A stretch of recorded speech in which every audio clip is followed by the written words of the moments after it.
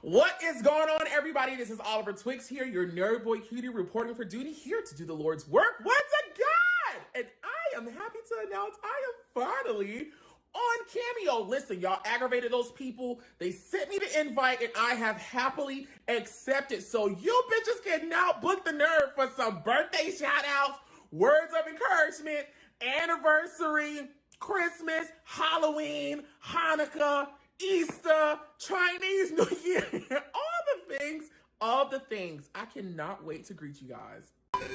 What is going on, y'all? Our video is about to begin in a couple of seconds. Before it does, jump over to the live chat that's happening right now, where you can talk to me and some of our other friends all around the world about the things we love to talk about. I want to see you in there. Hurry up right now. What's going on, y'all? This is Oliver Twixt here, your nerd boy cutie, always reporting for duty, here to do the Lord's work once again. So sorry for those technical difficulties, you guys. As you guys know, I've been like MIA for the last couple of months. The first reason being because, as posted all over my social media, I had the amazing opportunity to executive produce and edit a TV show earlier this year called Turned Out with T.S. Madison that aired on Fox Soul for 6 episodes. Thank you to anybody and everybody who watched. We were a part of the top 3 shows every week. We were there with us being #1, our first and finale week. So I'm like super excited. We're filming season 2 and getting all that shit together. The second thing is, you know, I've been having some personal changes in my family structure, including the passing of one of my favorite aunts, my mom's sister, who I was very close with. So just dealing with all of that, trying to get myself together. There's a lot of things coming up this year that y'all can't hear me. Y'all can't hear me. Can y'all hear me? Can y'all hear me? Someone just said I'm on mute. Can you guys hear me? Can you guys hear me? Someone tell me. Can you guys hear me? Can you guys hear me? Okay, I see people saying, oh, dope, okay. Okay, they can hear me. Dope. What I'll leave off. Yes, we had a loss in my personal family, which, that was definitely difficult to deal with. It was the first death I've experienced in my adult life. Definitely a close at home passing. Haven't experienced one of those in like 13 years with my great grandmother when I was in high school. So it was a big adjustment. So I just had to take some time away. And I always want to make sure when I do these for you guys, with you guys, I'm in like the best energy possible. And the time has come. Yo, we are back in this shit once again. I want to say thank you to the hundreds, the thousands, the millions of views I've gotten, the thousands of followers, subscribers, supporters, people checking in on me, people talking about my content on Twitter, TikTok, on all of the like freaking platforms. This is like freaking amazing that we're almost like 2 years into doing these things. We have some ups, we have some downs, but we still out here rocking. Y'all still so excited. The girls are still excited, and I'm excited. So, without further ado, let's get the show on the road. I know Alex is probably like, what the fuck is going on? I'm so sorry. I literally was about to like, and then the lights.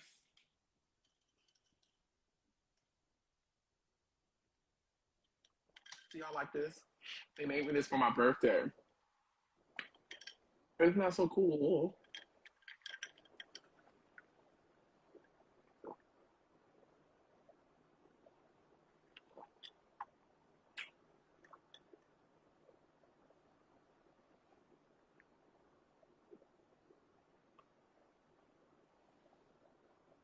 Oh, I'm so sorry. Let's do this. Perf.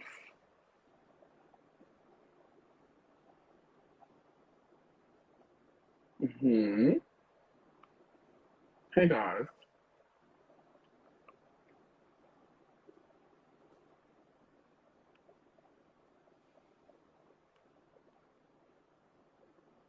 Texting her right now. Let's see.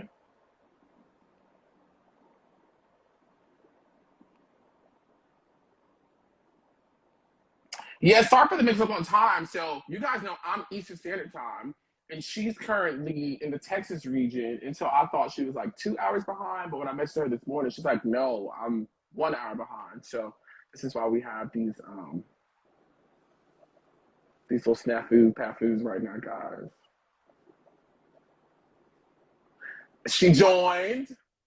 Yes, I totally forgot. Angelea from Cycle 14 came to my birthday party. I met Angelea in person, y'all. I met Angelea in person. She was at my home. She came to my birthday party. We went to a club afterwards. Angelea is everything. I love her. Like, love her. Love her. Let me see if I can send her another request. I see she's in the room. Alex is in the room. So it says that she's unable to join. I wonder why. Let's do it one more time.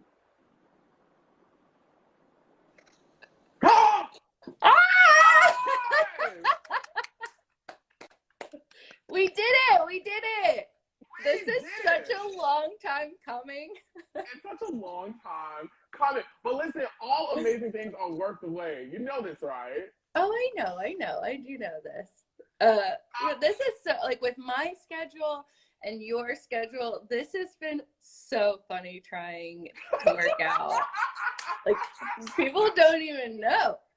They don't even know. How long have we been trying to do this? It's been it's like a year. It's been a year, yeah. It's been like a year. And finally, it has happened to me, like Cece Peniston said. I'm so happy that you finally met Angelea, though. She's one of my dearest little sweet people. Like, she and I are probably the closest. Really? Yeah, I talked to her the most out of everyone from our season, which, because when we had our double elimination, Angelea and I were put together in a room. Mm-hmm. And we had like 2 weeks to explore New Zealand on our own, and she and I like got so close. Oh, beautiful. And bonded. I love her so much. She's so special. She is so special. Her energy, I mean, of course, this is my first time meeting her, but her energy was just like amazing. She would just walk around my house like she lived here. I was like, yeah, it was so much fun. Like, she's so much fun. And it's just like a genuine energy from her that I got. She's very, very genuine. That is the thing. You're around her and she treats you like you've been friends with her entire life. Yeah, definitely. Yeah. Definitely. So, like you said, we've been trying to get this scheduled for so long. Yeah. And we had got it very close, but then you had your own life experience that we have to reschedule that brought us here today. Can I check in with you on that? Like, how are you doing? I'm good. My dog died, for everyone that doesn't know or follows me. And he died the day before that Oliver and I had our first meeting, and I just like texted Oliver and I was like, this ain't happening. Mm-hmm.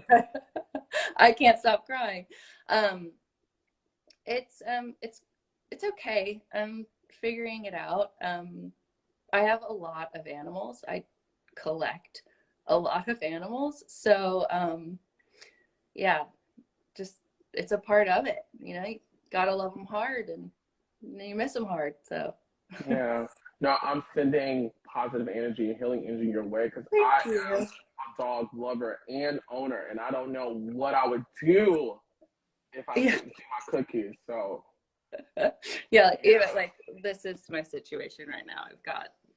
He's just like staring at me. Hi, little pussycat. Yeah. Gosh.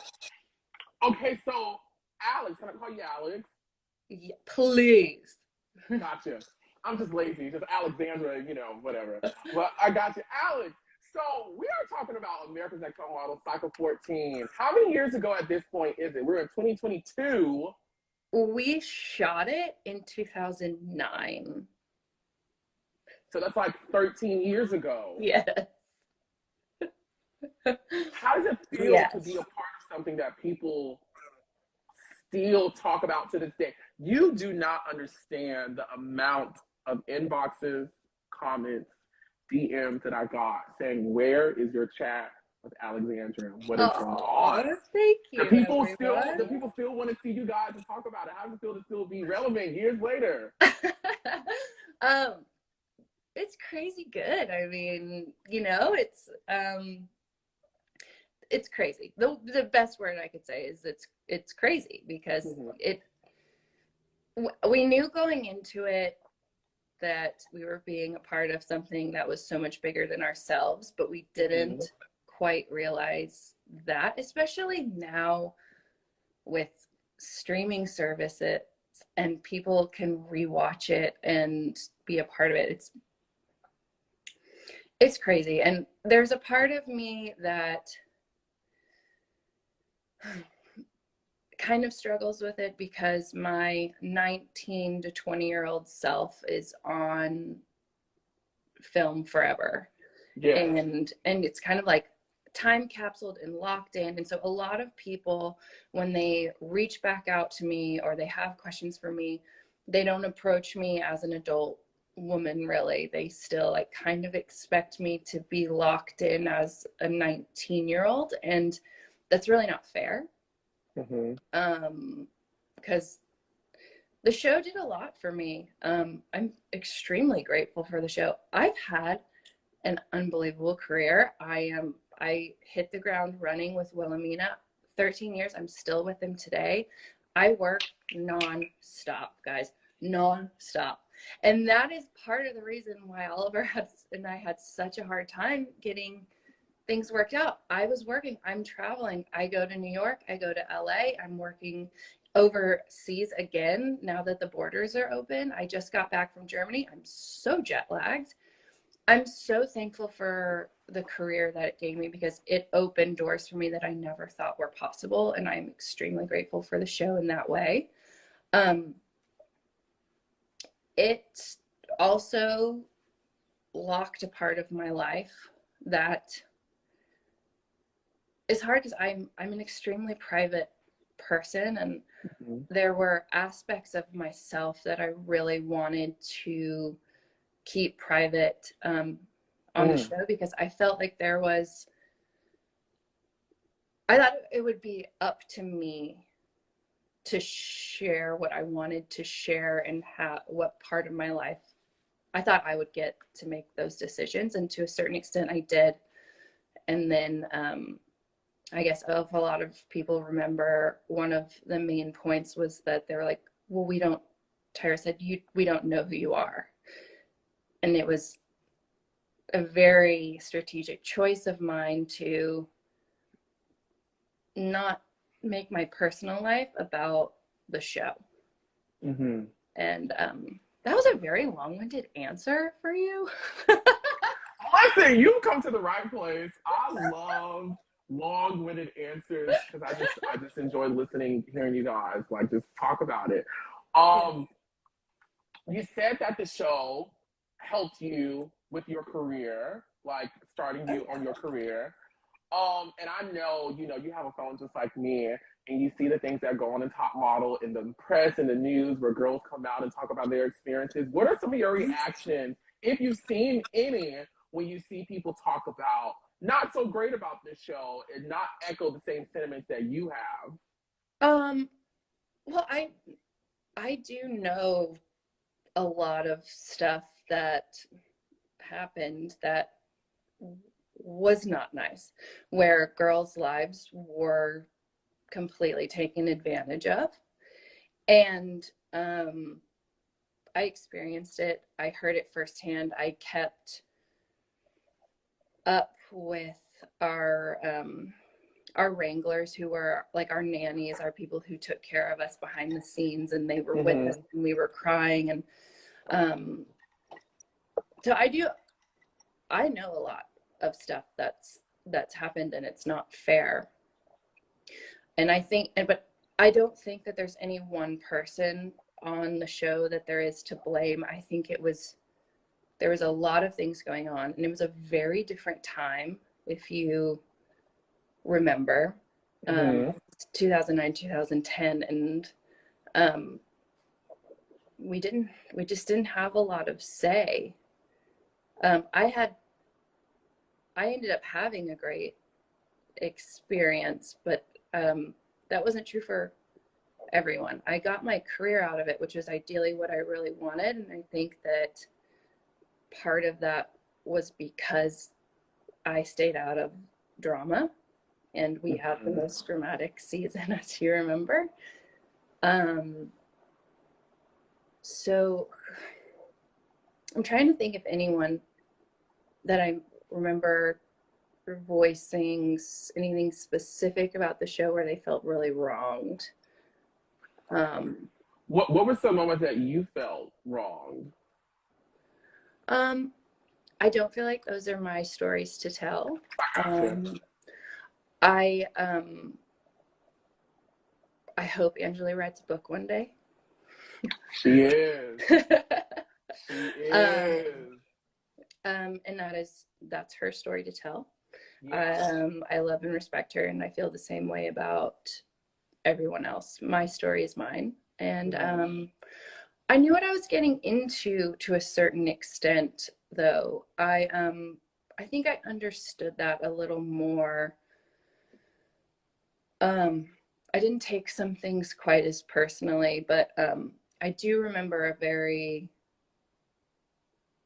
drastic realization when I knew that this wasn't about competition, that and maybe I'm a dum-dum for going into it and not knowing that this was going to be all about a reality show and not about a competition. But I was 19 and I thought this was about a competition. I thought this was going to be about photo shoots and genuinely about how you did.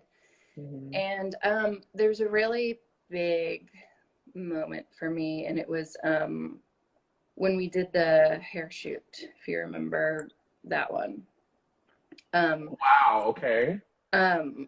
They, producers and some other people, pulled us aside and as a group, and they said, we need y'all to shit talk each other when you're not up there on the stage, because we're gonna, or not on the stage, I don't know where I think I am, when we're not Shooting you on the photo shoot, having our photos taken. So and I noticed, and so did Tati, we noticed that the conversation about them asking us to talk shit to each other and to kind of break up into teams and to be mean to one another was not being filmed. Like, that conversation wasn't happening. So Tati and I were kind of like, oh, this isn't going to be on film, that they asked us to do this. All that's going to be on film is we're being asked to rip each other apart. And so when it started happening and it became my turn to, sorry, there's a lot of people that are saying I was at 19. I was at 19. I was 20 when we shot, but I was 19 when we started doing the audition process. Gotcha. Sorry, and I was 21 when it aired. This, if you know how production works, it takes a long time. So for everyone that's very confused on that, I'll just clear that up. So when it came my time to get up, and everyone was like really ripping into each other for their appearances and everything, if you zoom into my photo, I'm crying. The actual photo they chose, the actual photo that they chose, my eyes are completely red and I'm crying, because this is my realization that it doesn't matter what I do up here. It doesn't matter how well the shoot goes. This is all about the drama. This is all about the reality of the show. And so it very much changed how I approached photo shoots after that. Chicago, what's the tea? Y'all have been begging for the nerds to come shake Chi-Town up, and I am officially touching down in your city, babies. Hosted by myself, the head nerd in charge, and renowned photographer Blake Martin, we are bringing you our first ever body party smoke and paint event, the 420 edition with a nude model painting experience. It's all going down Sunday, April 24th from 4 p.m. to 7 p.m. Tickets are only $25 and include all your paint supplies, a shot of alcohol, and an edible on us. Feel free to bring your own bottle as well as your own enchanted grass, honey. Go to www.bodypartyshy.eventbrite.com to get your ticket while supply lasts. Chicago, I'm doing this for you, so come on out and Tootsie Roll with the nerd. See you there. Bye.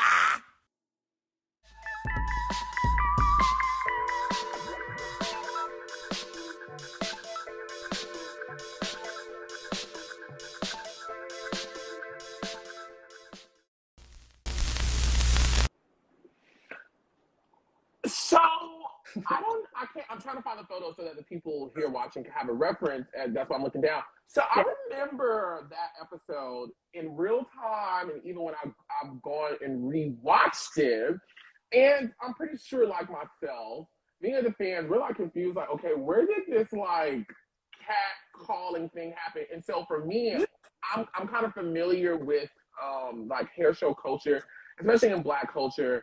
And it's, it's very competitive and whatnot. So like at that time, I thought, oh, well, maybe they're just heralding to like what actually happens at a hair show. Maybe, I don't know, but it did kind of feel weird. And we've spoken to Alasia and Angelea, who would have been at the photo shoot. I don't think Brenda wasn't here at this time. We spoke to Brenda. No one has described it like the way you just described it. Was that like the first indication you had that this wasn't like a show rooted in competition and who's the best model? Well, we had other hints because we thought that it was we thought they were kind of trying to throw us off, because when we first started the show, Gabby and Naduah, This photo friend. Yeah, that one. But I was so just like, you can see it on my face. I was just like, I wasn't there. Mm-hmm. I was just like, it was very profound moment for me. You were in the bottom this week, right? Yes. And was it me and Tati that? No, I think it was you and who was the baby? The last baby who went home. I'm looking at her face. She had like a I haven't rewatched this. Ansley. I loved her so much too. Y'all, that girl is so genuine and such a wonderful, wonderful, wonderful human. Beautiful. She can't say anything that isn't honest. Mm-hmm. That's how Ansley is. She can't.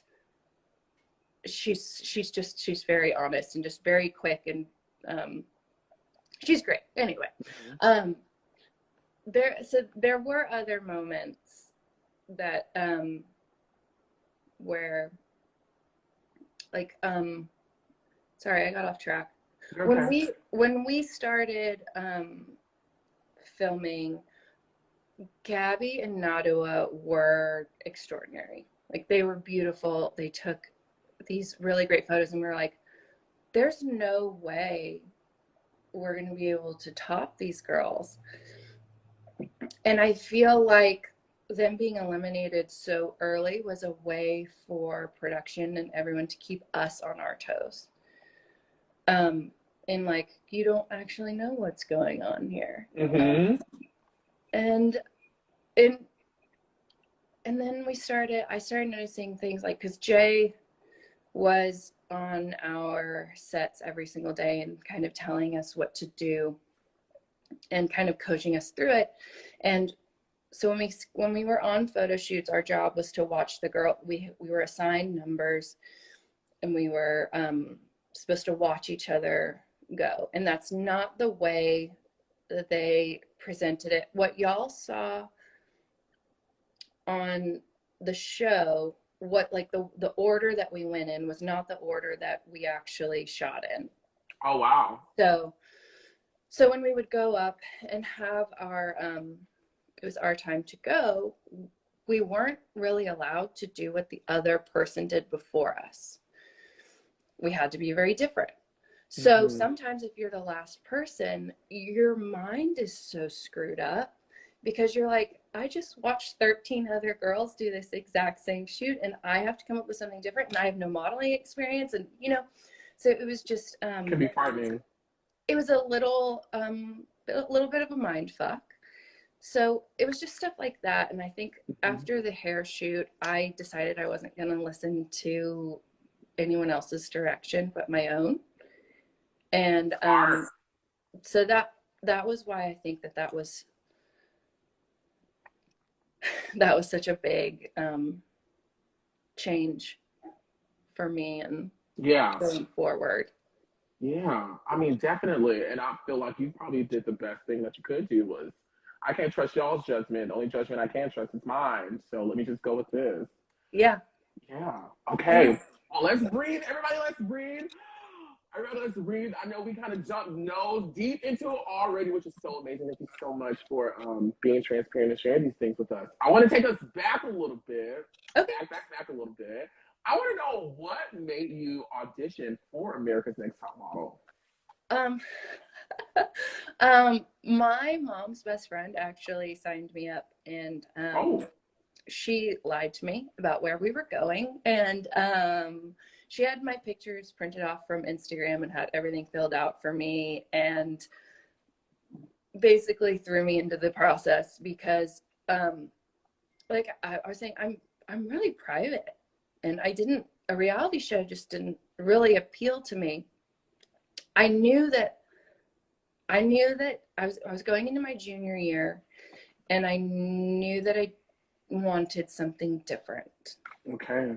And so when we went through this audition process, and I was like, yeah, I'm not going to hear from them. And they ended up calling me for the semifinals. I was like, wait, what? Yeah. Like, is this happening?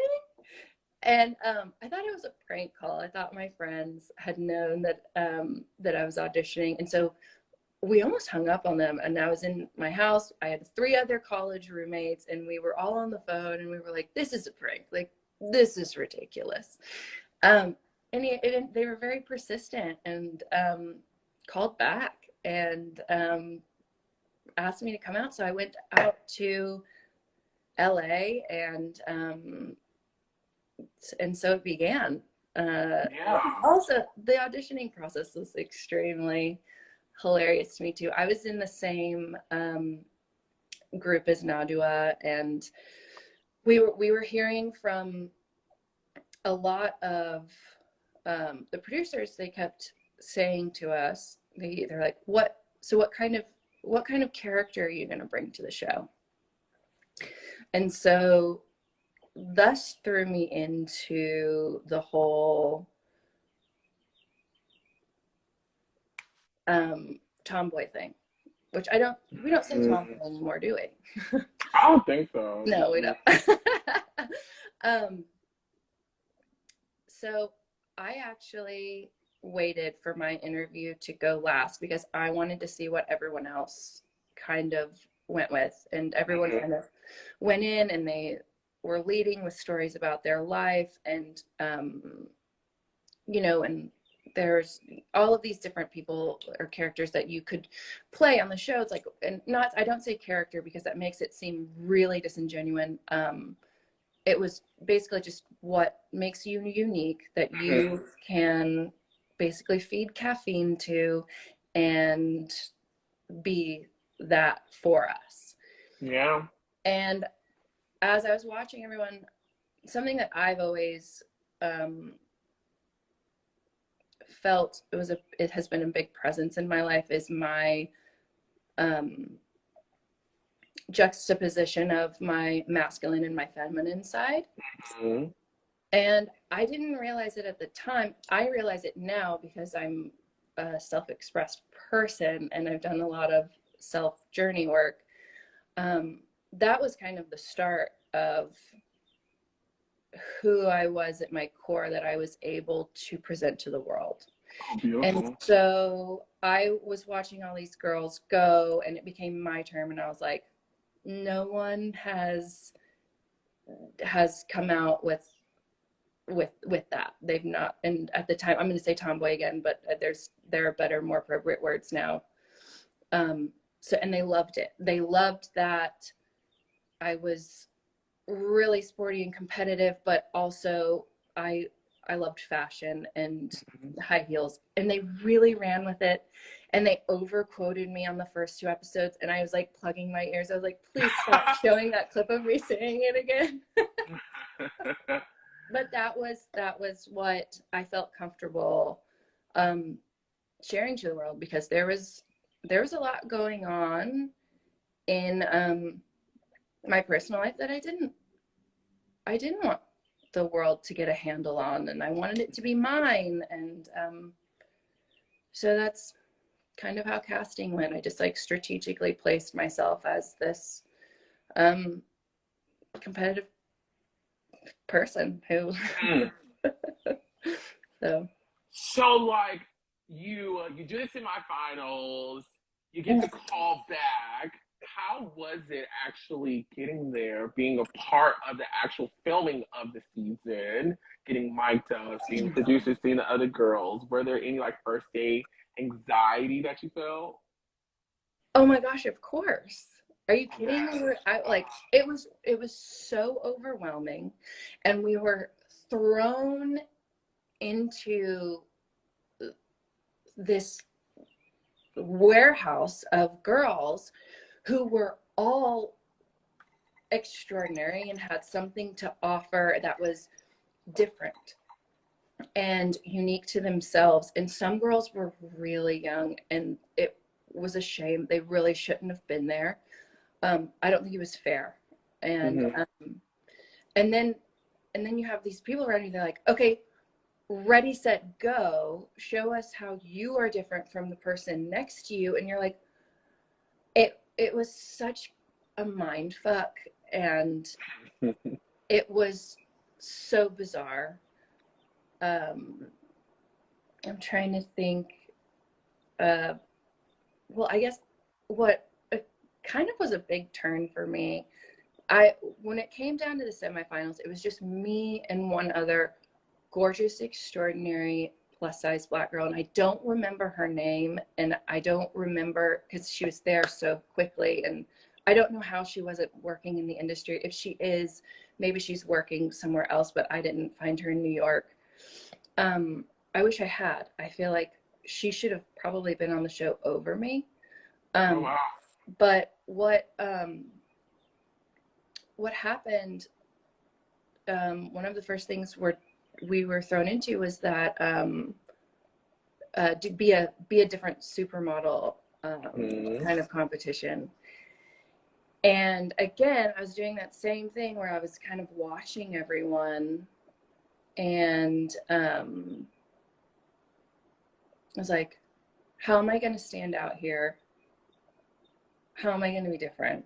And also, they kept pinning me and the other plus size girl against each other. And that's when I got the Cindy Crawford idea. And at first it was just a very small mole. And I was like, no.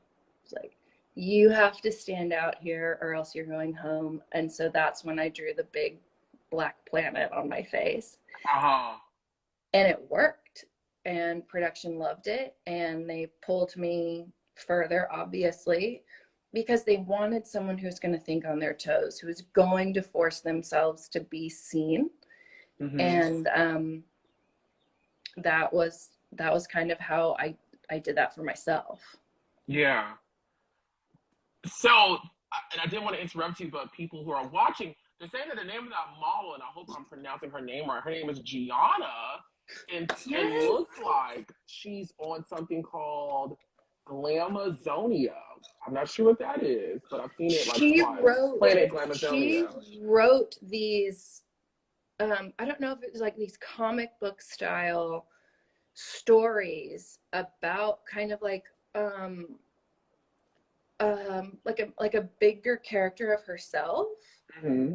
And like I mean I assume I didn't like spend that much time reading them, so I don't want to quote her, but they were really fantastic, and they were very ahead of their time because it reminded me a little like a little Lizzo kind of Oh, like her stories, dope. like kind of just like women's empowerment and like kind of living in her own world kind of deal.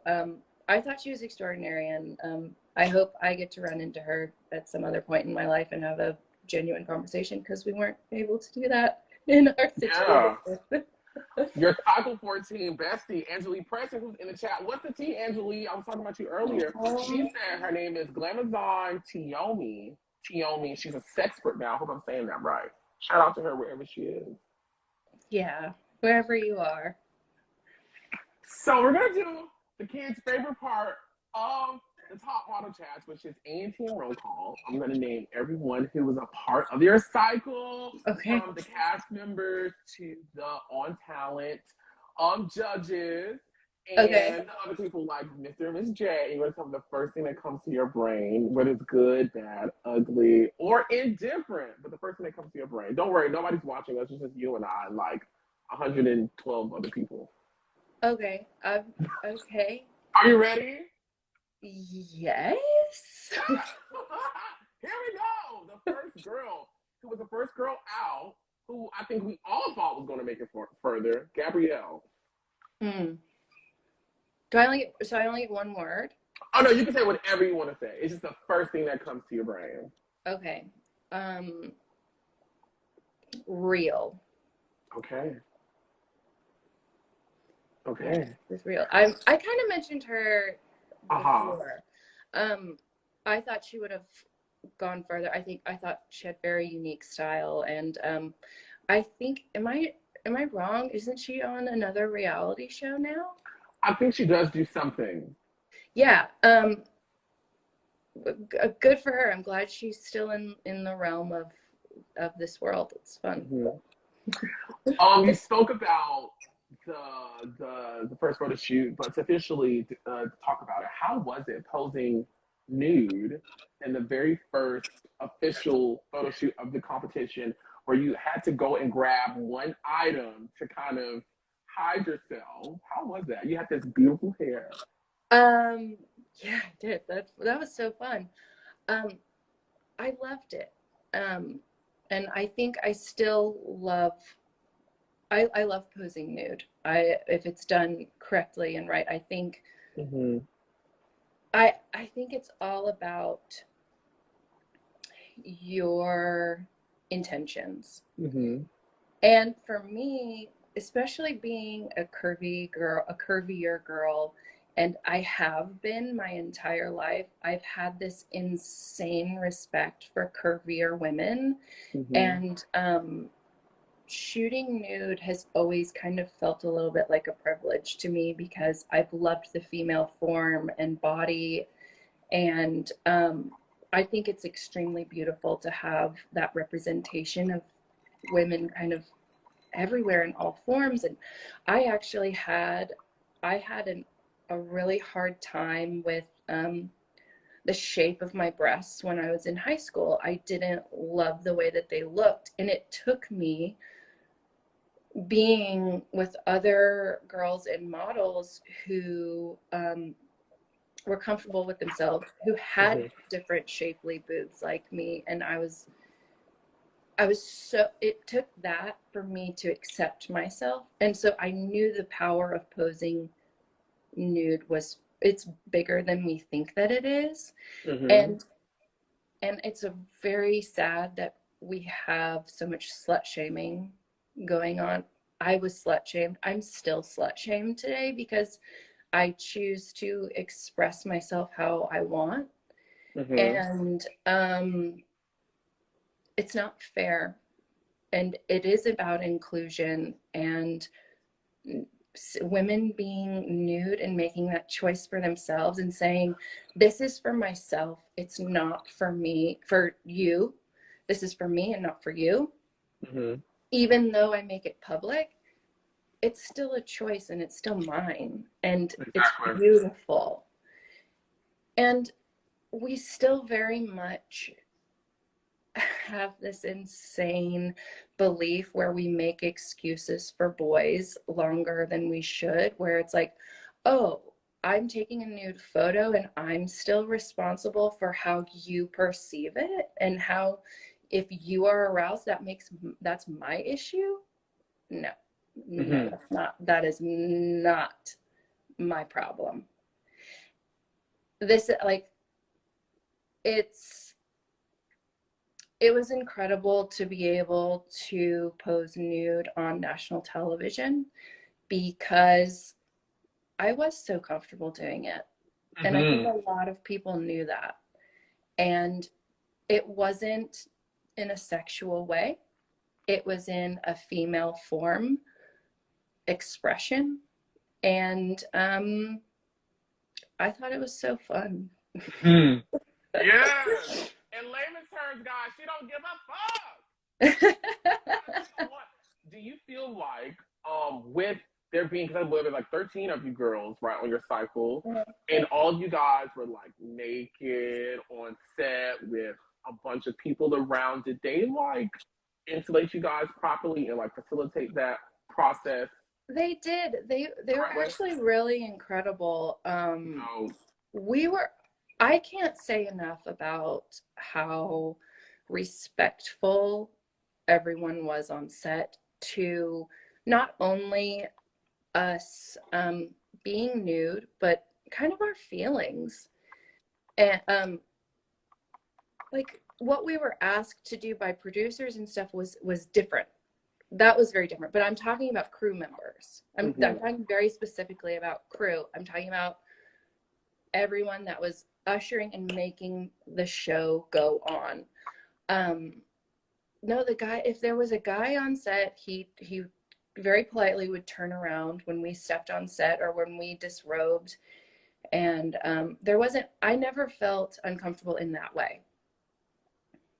Good. Yeah. Well, thank you for that. Next on the list is Naduah. I love Naduah. I still talk to Naduah every now and then. We comment on each other's photos a lot on Instagram. She is at her heart, she is such a loving human and she's very sweet. She's such a good mom and she loves her husband so much, and it's so beautiful to see. And when she compliments things about me, I know that it's genuine. And yeah, I like that she's still a presence in my life. Why do you think she got eliminated so early on? I think she got eliminated when she did because we were all so fearful of her winning the whole thing. I think they did it strategically to throw everyone and the show and the viewers off, because she seemed like such a nail in the coffin. Like, she walked in, she's got that bald head. She was so confident. And her confidence was so contagious. And it was a lot in the house because that was her thing, that she was told to, like, take it, run with it, give it the caffeine and make it bigger than it is. And we were all a lot. What we chose became a lot, and they clashed a lot in the house, but it didn't matter. So I think that she went home because of that. I think it was to throw everyone off, honestly. How was the ink win photo shoot for you? Oh, it was so cold. I bet. It was so cold. It was December in New York, and they were throwing water on us. And That's really what, I mean, the view was incredible. If you remember the view behind us, we had the whole whole of New York. It was incredible. And we shot in Brooklyn, and I would later live in Brooklyn for 10 years and love it. But it was my first time being in Brooklyn and viewing the city, and that was pretty big for me. Yes. Yeah. Next on the list is Ren. Ren came in so fast and was gone so fast. It was really clear from the beginning that she didn't want to be there, and that's fine.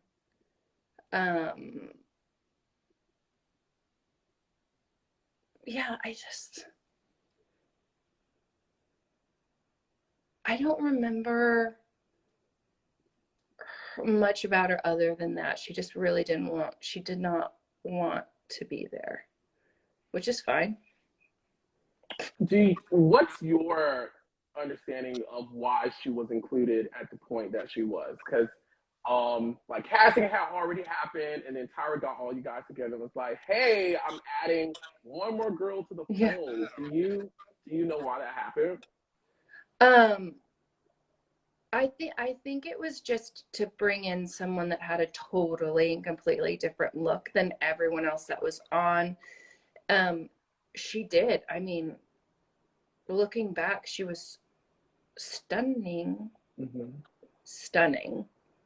And the way she photographed was stunning. Like the way she was in person was the way she presented herself and photographed, and it came out through a photo. It was like she looked the same in a photo, and it was so cool. She looked cool, and she made cool photos. I think it was just another like head turner thing, and it's funny, like they made a big deal about like airing my comment about her hairy armpits, which is funny because 5 years later I would grow my own armpit hair out when I lived in Brooklyn, so it doesn't even matter. Yes. So how was the dance photo shoot for you? That's one of my favorite photo shoot themes in all of Top Me Model history. too. I love that photo shoot idea. Too. I loved that photo shoot. It was so fun. Getting like drawing the breakdancing. It was so much fun. I don't remember anyone really having a hard time on that shoot. I think we were all just having a lot of fun. That's what I remember. Yeah. Okay, next on the list is Simone. Oh my God, that girl is so naturally beautiful. Like her skin. Simone was quiet, which I appreciate a lot, because I too, when things got dramatic, would just leave the room or the situation, and Simone's kind of the same way. Simone was, I remember when we weren't shooting, when the cameras were off, she was still in school, and I should have done this too. I took the semester off, and Simone stayed in school, so she was always studying when we weren't filming. Oh wow. Yeah, so she just that was hard for her, but she did it. And, I haven't kept up with her. I wish I knew what she was up to. How was the blind vampire in a bloody bath photo shoot for you? That was so fun. Okay, I just want to say, this is why I signed up for America's Next Top Model. For the dramatics. I wanted those cool concept photo shoots. That's why I wanted to do the show. I wanted those insane, cool, fun photo shoots. And that was kind of the only one I feel like that had a weird, dark element to it, where it was complete. I thought that was the most fun thing. We were all talking about it afterwards, and like it was fun because we had the blind contacts in too to make us blind as bats. And so we were completely relying on this poor male model who totally stepped up for the job. And we were all horny from being stuck in a house with each other for weeks. And here's this guy who's like being so sweet to us and walking us through all of this. And we're just like, oh, this is going to be so easy. It was fun. It was so fun. It was exactly what I wanted out of the show and the competition. Good. This is going great. Next on the list is Tatiana.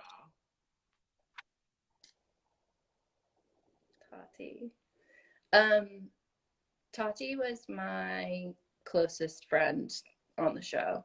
It was through filming, it was Tati, Jessica, and I, who were really, really close. And God, it just like, it ripped me apart when she got eliminated. And I got really sad. I was really, really sad. Now, before I ask you about the photo shoot that week, which is another favorite of mine, I remember earlier you saying that when you were at the Weave and Steven photo shoot that you and Tati had conversations, but Tati was technically gone at that time. Was she like standing in on set with you guys? I think it was Jessica. Gotcha. Yeah, Jessica went home the following week after that particular photo shoot. Yeah. Okay. Gotcha. Yeah, I think it was Jessica. Now that I think about it, I just assume it was Tati. I haven't watched the show since it aired, so I forget about the order of elimination. Oh no, you okay, girl? I got you. You stay here with me. I got you. Do you still talk to Tati?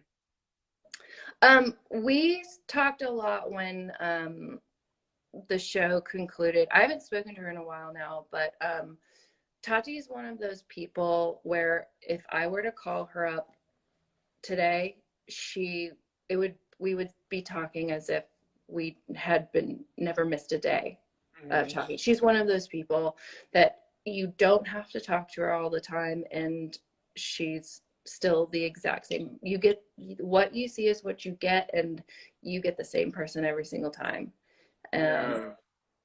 So she's incredible. She's pretty incredible.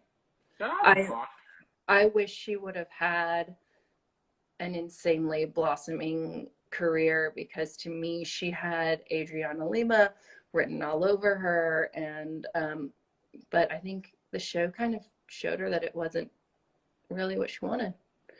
And she went into science full on, and she's so smart, you guys. Oh wow. Yeah. Nice. How was the Canal Street photo shoot for you with the tacky clothes and like all these fashion faux pas? It was Canal Street, right? I'm saying it right. Canal Street. It was Canal Street. It was. That was a bit hard for me, because this was when Jay was on set with us, and I didn't understand his direction really. It didn't like resonate with me, and I'm trying to even remember verbatim what it was, but I didn't feel like I had any freedom on that shoot. I felt really restricted, and it showed in the photos, I think. And that was one moment.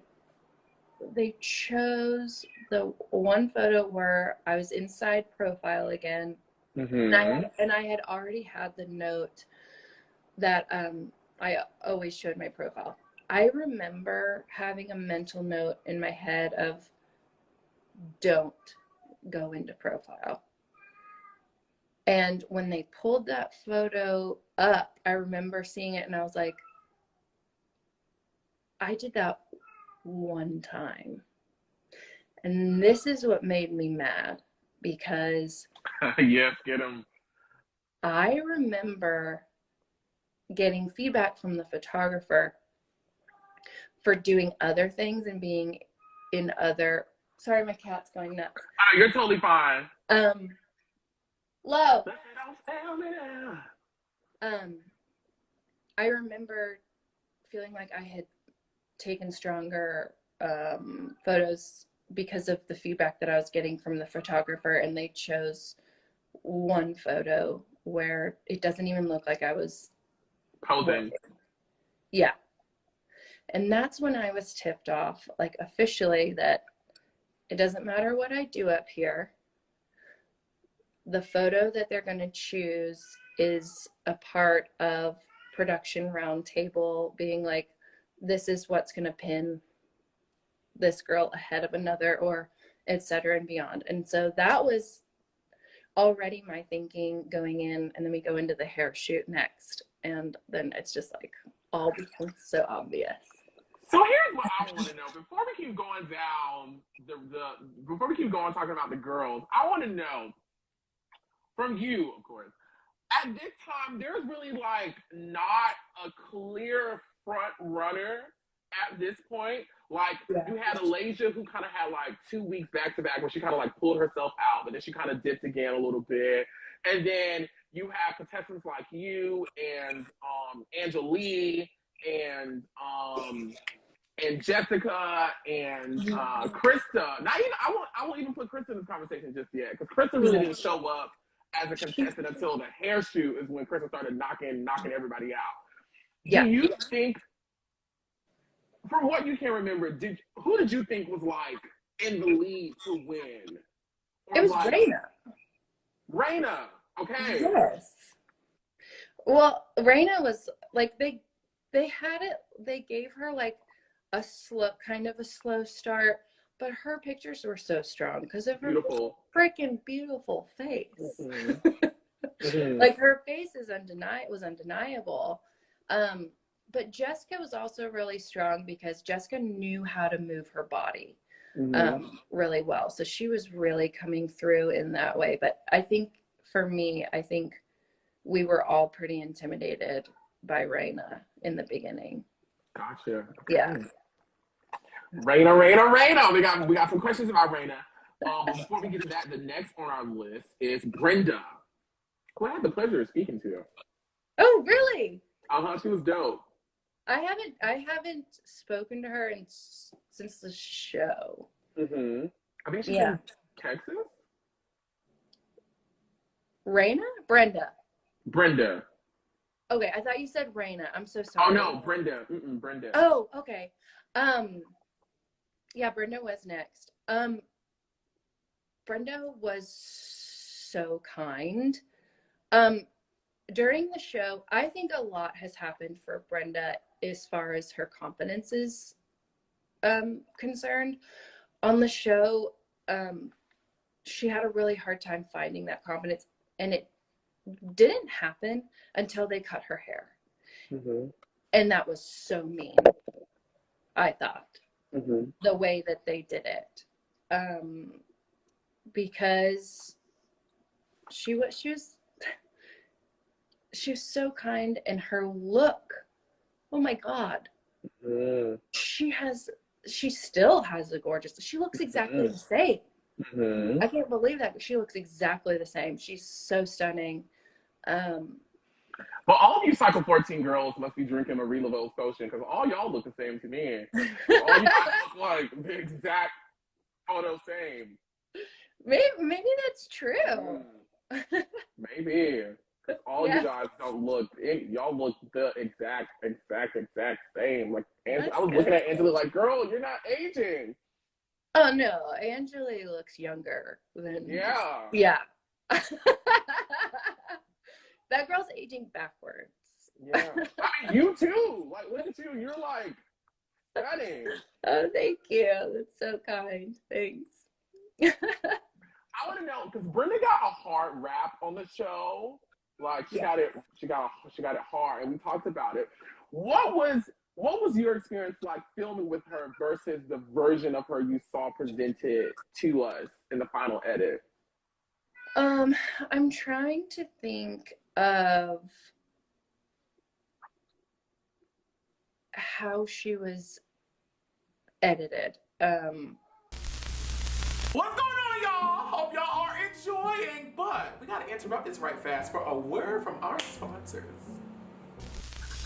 This video is brought to you by LaShonda D. Skinner, owner of Hair Cocky Studio, the home of real hair, your hair. With over 24 years in the industry, it's their belief that healthy hair is wealthy hair. If you want your hair done correctly, this is the place. Just call her the Growth Whisperer. Located in Hurst, Texas at 1060 West Pipeline Road, Suite 100, stop by and get a luxurious experience. Visit www.lashondadskinner.com and follow them on all socials by clicking the links located below in the description box of this video.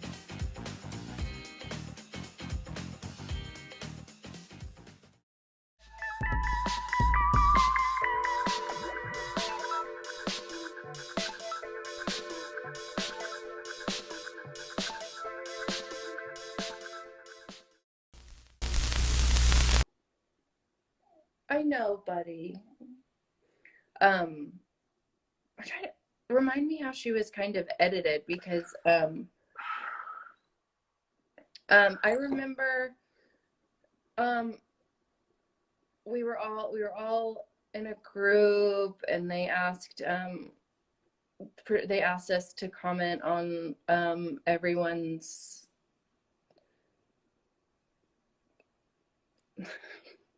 sorry, makeup. Okay.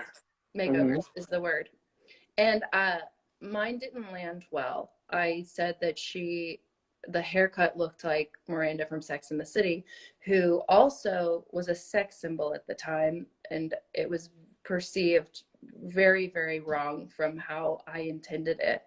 So it was taken a little in the wrong direction. But I'm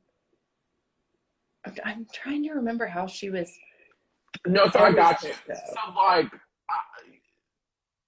a lot of the reaction, and we talked about it, was like she came off slightly prejudiced, and she was snobbish, and some people had reactions to where they were like, is she a racist and whatnot.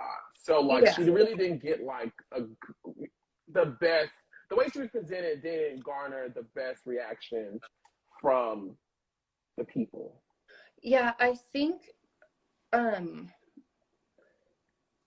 what worked against Brenda in that way is the way that they separated us into rooms to begin with.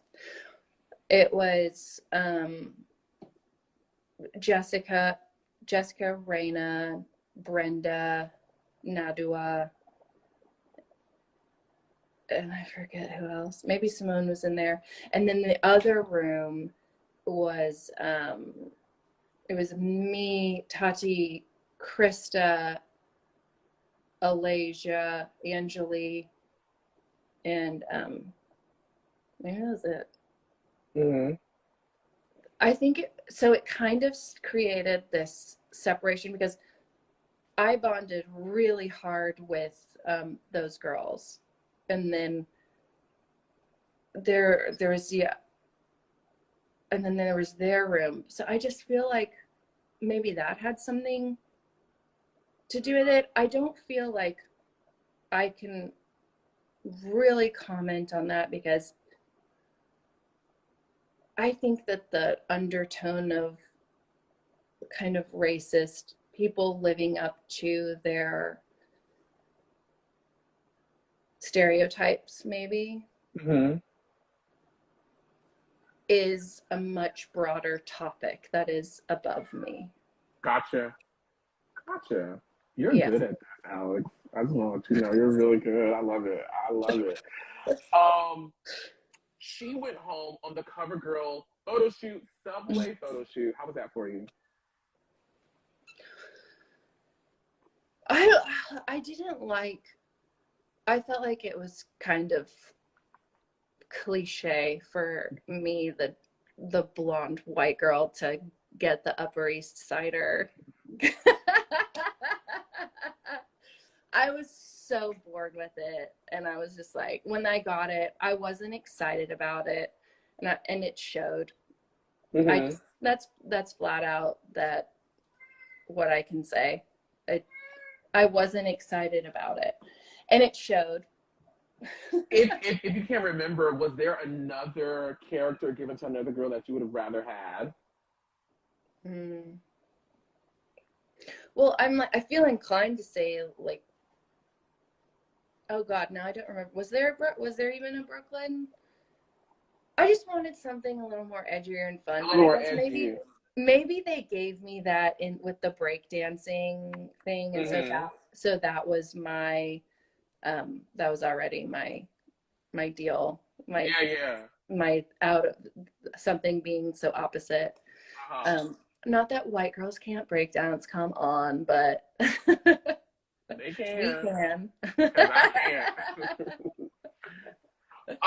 Next on the list is Angelea. We talked about it a little bit earlier, but we did. Mm-hmm. We did. Angelea.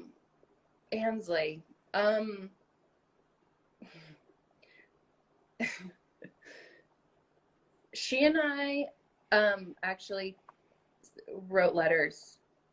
We had like send each other cards after the show was over, and when she got eliminated, she left me this card on my bed, and it was so sweet, because she and I got really close on the show as well. But she's one of those people that's really easy to get to know. She's very family oriented, and like I said, she's a really good mom. And that girl up close is so beautiful, and I think that she didn't get enough credit because she didn't. I think she's pretty. She's one of those girls that's prettier in person than she is in photographs, and I think that's what didn't work for her. She's so pretty up close. Oh my God. But she will tell you like it is, and I know her mama side came out when when Alasia was late and was dragging everyone down, and when Alasia was having a hard time adulting. Angelea was like, I don't have time for this. That is Angelea to a T. Actually, I just said it. I don't have time for this. That's Angelea. For better or for worse. Yes. You spoke about the hair photo shoot already, so I'm not going to ask you again. Guys, if you're just now tuning in, you can rewatch when this is uploaded on the Oliver Twixt YouTube channel, and she talked about it in great detail. Definitely worth the watch. Next on the list is Alasia. Oh God. Oh gosh. Alasia. So Alasia was one of the characters. Well, I don't know why I keep saying this. Was one of the people where when we were thrown into the warehouse in the finals and everything, that was so overwhelming because and this is why I feel the way I do about being of a certain age and reality television.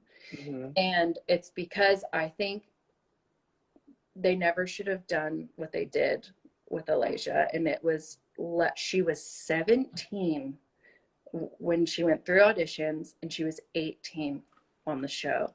She just turned 18. She was a baby, you guys. And I was 20, and I didn't know who I was.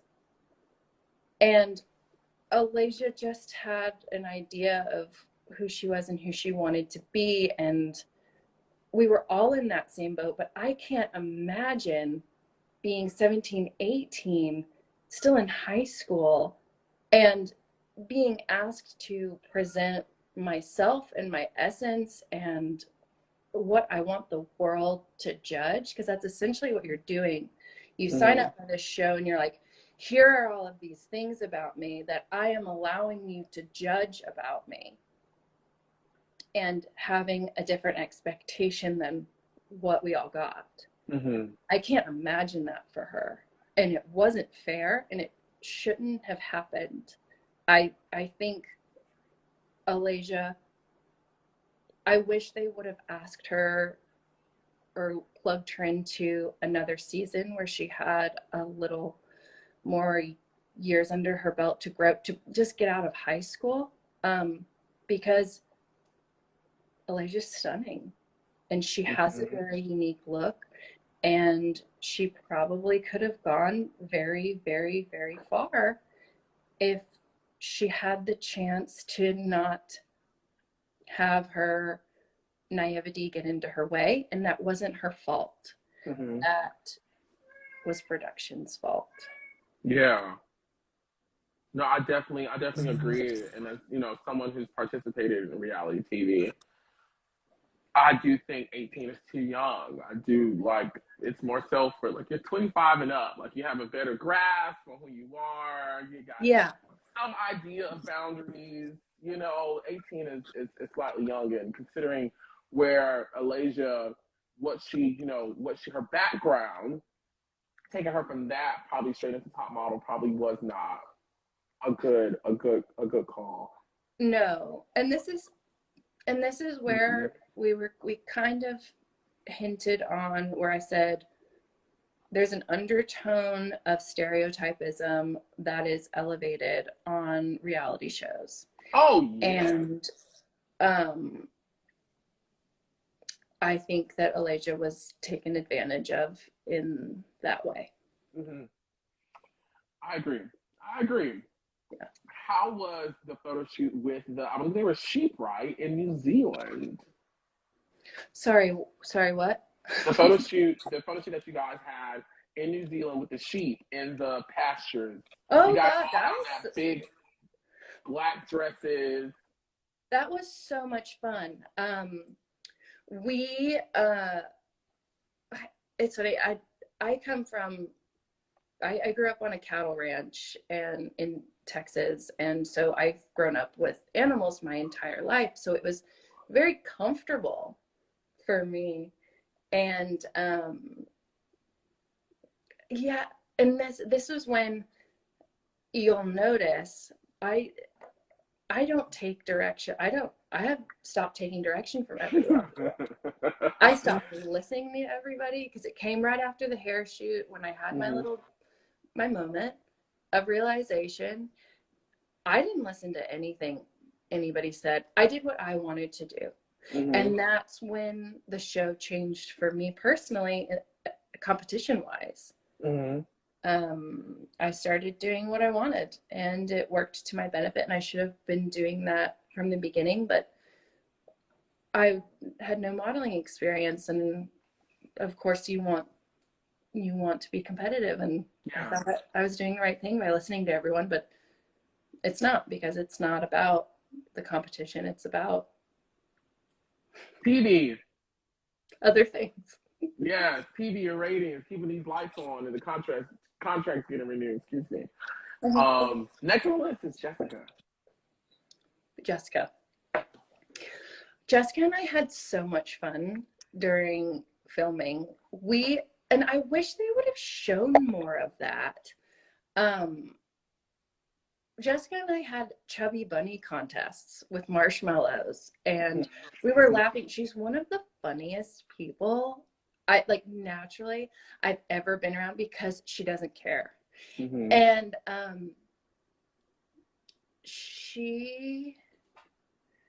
it's funny, we were before we left for New Zealand, we were in a hotel over the holidays, and we were expected to stay in, and Jessica and I were in a room next to each other, and we decided that we wanted to sneak out. and experience New York. Mm-hmm. And that is a big no-no on the show.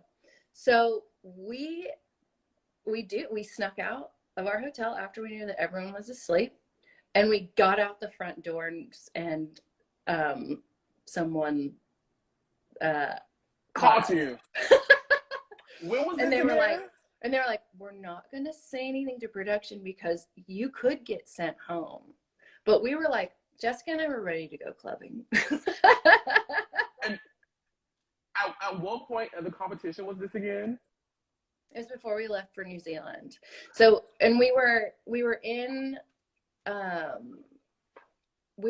hotel rooms over the holidays, and we were talking to our parents over Thanksgiving, and they were all doing, and we were separated in hotel rooms because when you weren't filming, when the cameras weren't on, we were all separated and you couldn't talk to each other. And then it was the same. So for Thanksgiving, they put us all in our hotel rooms, and they had like guards in the hallway. Oh, we've heard. Yeah. It was crazy. We've heard. Now, okay, but before I get into the messy shit, I just want to say, so like, this is me being a weird nerd. So like, maybe like a minute, maybe 2 minutes ago, the sun did this overpass thing where it kind of like darkened in here. And then maybe like 15 to 20 seconds later, I saw on your screen, the sun darkened too. And I'm like, well, she's an hour behind me. I don't know. It's just now after this is going to make me like Google sun. How's the sun in different time zones? What is everyone seeing? But back to the top model chat. So the people, I believe it was Krista, when she was talking to Mr. J almost 2 years ago. God, I've been doing this a long time. Oh my gosh. Almost 2 years ago, when they chatted talking about top model, and she said, this is a question, but I'm gonna talk about it now. She said Miss Raina was on the phone, and she was not supposed to be on the phone. She was running the bill up. She was talking, calling back home. Do you know anything about the story? Kristen said it was unfair, and she ain't like it. And that supposedly whatever Raina did was grounds to be sent home, but she didn't get sent home.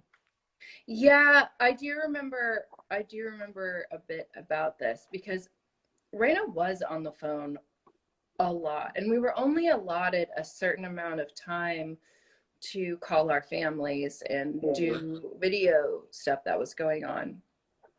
And I think she was calling her boyfriend. But for some reason, I think we all kind of pinpointed it because we were like, she's always on the phone and production's not saying anything to her specifically, but I remember getting cut off. And I don't know if she had, I don't know. But it was weird. I mean, she was making phone calls. You and Jessica broke out and almost got away. Y'all was cutting up over that Thanksgiving break. Y'all was cutting up. How was the light and shadow photo shoot for you? Oh, was that the last one that we did? Right before last. Oh, that Tyra shot or Nigel? Tyra shot this one. No, Tyra shot this one. I loved this shoot. I thought it was beautiful. I also really liked being shot by Nigel and Tyra, both.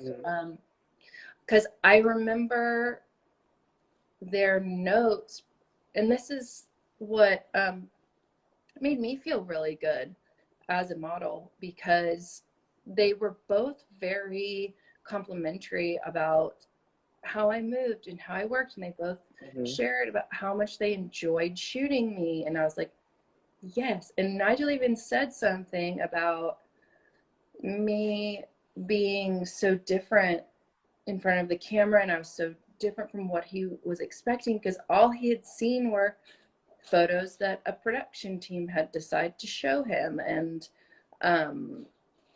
you know, he had just like, I was so different for him than what had been presented to him in the world, and that made me feel really good. And I really liked shooting with Tyra as well. All of our time that we had when the cameras were off that we got with Tyra, which wasn't very much.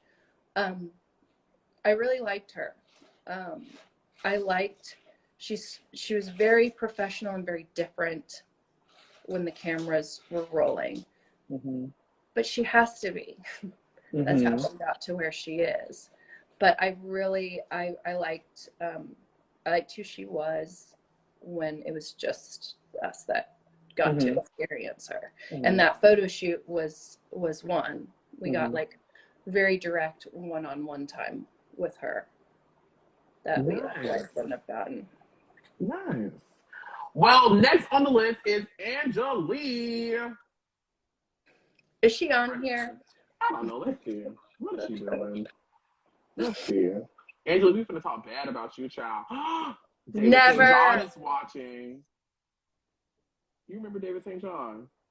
Yes. David St. John's the first person to put me on TV. Oh my God. TV. David St. John is really kind of plays a part in like how all this got started with me with interviewing you guys. So we love David. Oh wow, that's so cool. Yeah. That's like my industry godfather, godmother, whatever he wants to be that day. What are we talking about? I just got distracted. We were seeing Angelea was watching. No, she's probably working at the radio station. But Angelea, what are your thoughts on Angelea? I love that girl so much, you guys. She, like I said, I pray she writes a book. I hope the book is almost done. That's really what I'm praying. The book is almost done. Good. I'm pretty sure what hey, like you said, it's not my story to tell. I would never. I wouldn't die. I wouldn't dare. But listen, it's not our story to tell. But when it gets told by her, oh my God. I know. I know people that left production because of the way that she was treated. Like that says something. So, yeah, yeah, she's amazing, and she didn't deserve what happened. And one day we'll know. The world will know. One day y'all will know. Yeah. One day they'll know. They're very, yeah. How was that last photo shoot for you when you guys shot in the forest? It was supposed to be like this ugly, pretty look going on. I loved that shoot. That was my favorite photo. Really? Yes. That was my favorite photo because it not only was the setting amazing, our clothes were amazing, but the way I don't know, it was so eerie and it was so fun. And I remember, and this is perhaps why I got sent home. I remember Jay sitting behind the camera with the photographer, and he was giving me different notes. And like I said, this is when I was like, I'm not listening to anyone. And I didn't listen to him at all. I did what I wanted to do. And it ended up being my favorite photo that came out because it's so eerie and the look in my eyes is so crazy. And I think that says something, that the last photo shoot I do is something that I think was my favorite. Was the idea of it being a double elimination, was that like shocking for you? That wasn't fair, you guys. Okay, no, that wasn't supposed to happen. It was announced so late. We didn't know, like we should have known going in that was supposed to happen, and it wasn't. And that wasn't fair. It really, really wasn't fair. Once you heard that it was going down, what was your immediate reaction? Did you think, okay, maybe I can wiggle my way into the final two, or is this where it stops for me? I hate to say it, but the night before the elimination round, Angelea and I got in the hot tub together, and we took some wine and we had ourselves a really good time. I knew it, and I think she knew it. It was going to be us. Yeah. Because they had brought Raina's arc back up. Like that, I think they tried to tease everyone with the shadows, that it wasn't her best performance or something. But if you look at that photo, that girl is still freaking gorgeous. Yeah, it's still a great photo. Her hair was like wet. Yeah, it was still a dope photo. Like you look at it, you're like, okay. Like we're supposed to believe that she doesn't look good in that photo. Okay. So I think we kind of knew, and then like Krista just started killing it when we got to New Zealand. So it wasn't, not that Angelea and I both weren't either. I think everyone so stepped it up, because it was also the thrill of New Zealand, you guys. It was so enthralling. It was such a shock to the senses to be there, and it was so fun. Oh God, we had so much fun. Didn't matter. Next on the list is Raina. Oh man. You can't deny that girl is one of the most beautiful creatures to ever be on the show. It's true. And we knew it the second she got, honestly, the second they made her hair dark and they gave her that edginess that she so needed, we all were just like, it was a wrap. It was a wrap. As a fan, when I saw her with that pale skin and that hair, I said, "Oh, it is a wrap." We did too. Yes, we did wrap. Too, wrap it up. We did too. No, she was a shoo-in from the very beginning. Yeah, she looks like Denise Richards. Exactly like Denise Richards. Are you freaking just like kidding Denise Richards? Yeah, crazy. Yeah, we clashed though because and here's the truth, okay? Here's the hole in the heart of it. Ray and I probably wouldn't have been friends outside of the show. Not because of anything either one of us did. We never had, like, there wasn't a moment, there wasn't any beef. I know some things about myself now. And it's that I only have a certain amount of energy a day for the people around me. Like, and I like to choose. I like to choose who I give my energy to. And Raina just drained me completely. And it was nothing, it wasn't her, and it wasn't anything she did. I just know that about myself now. And I couldn't have pinpointed it back then. I can pinpoint it now.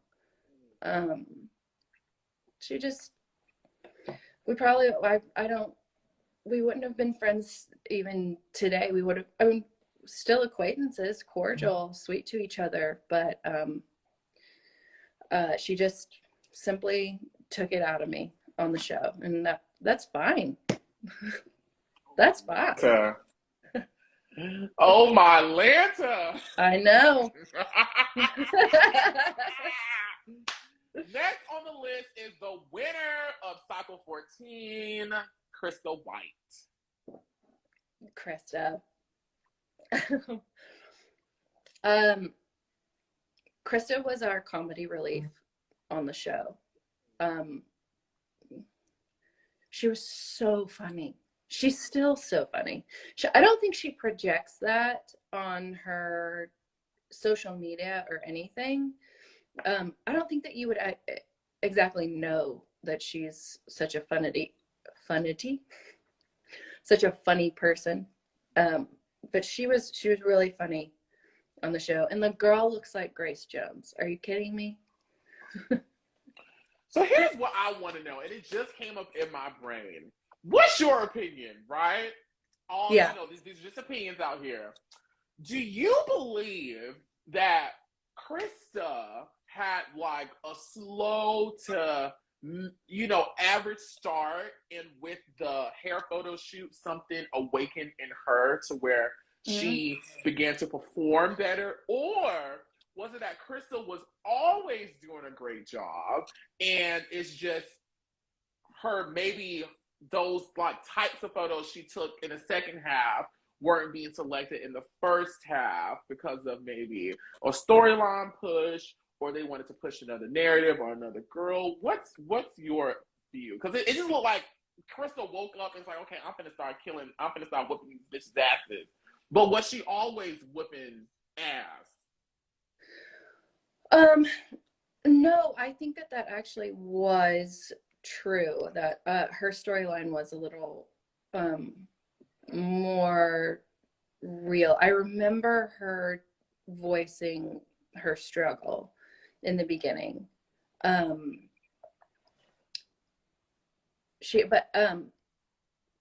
that's exactly what the show wants. They want someone who has this amazing arc. And so I mean, I think she always had it in her. I just think she needed the right photographer that gelled with her. And I think that they really don't hone on this enough.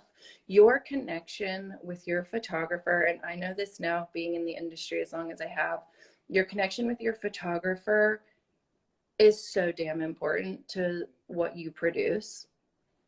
And when Krista was just with I don't remember the photographer on the hair shoot, they just it just clicked. And he gave her something, I think, that she didn't know she had. Or maybe she knew she had it, she just needed someone to say it. Because she really did. She took off after that, and it was great to see. I mean, that black dress photo she did where it looks like she's in a tornado. Listen, me being back home, I remember being that came out in 2010, so I was in high school at this point. I think I was in the 9th grade, maybe the 10th, I don't know. But I remember when Krista woke up, I was at home cheering and rooting for, it was like everything she did was just art. Yeah. Well, I don't know what, it was the Grace Jones thing. Did they say that early on or not? Because I don't remember them saying that early on. She has major Grace Jones vibes. Well, they put that god-awful ponytail in her head, so they probably, yeah. I wish they would have given her a for real Grace Jones. Like a box cut, maybe? Yes! Can you imagine if they would have done that to her? She would have taken off. That's probably why they didn't, because she would have taken off from the very beginning had they done that. And I wish she would have done that. Yeah. Yeah. Next on the list is Mr. J. Manuel. Oh, we talk about judges too. Yeah, girl, we get into the things over here, honey. You ain't know who show you was on? Jay, I mean, he's... Tyra be behind you.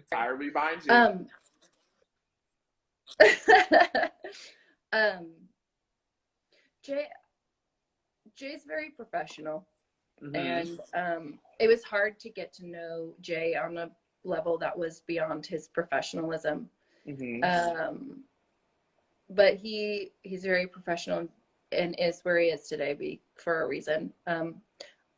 like I've mentioned a few times, I stopped listening to him because it just wasn't working for me. His direction towards the end. But I'm glad I recognized that earlier, or I realized it late, but I'm glad I realized that at some point. Did you ignoring him put a strain on you guys' working relationship on the show? No. I mean, maybe because I don't know what's said in the panel when I leave, so maybe there was a bit of, she doesn't listen to me. So perhaps, but from what I experienced, no, it was more of a personal decision. Like I knew in order for me to have some freedom in my professional space that I needed to listen to myself. So, thoughts on Miss J. Alexander, runway coach? He is extraordinary. Yes, icon. He is an icon. He is extraordinary. I would have him to dinner every week if I could. He was lovely. If I run into him someday out, I would love that. Yes. I'm waiting. I'm hoping to God that it's in the cards. The cards that I meet him one day. It's like it's a must. Like I must meet him. It is. I must. It is in the cards for you. Yeah. Have him on the show.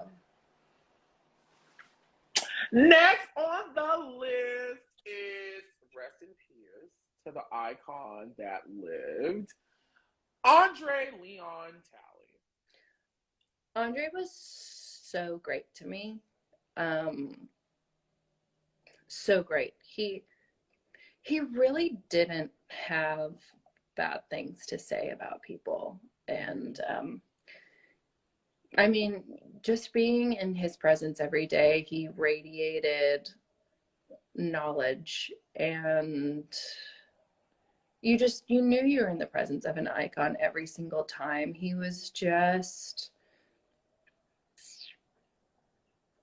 iconic, and it's hard for me to put it any other way. I wish I could explain it better so that you could get a better feel for him, but he didn't talk a lot, but when he did, it was meaningful. What's your favorite memory of him? I loved when he gave us the haikus.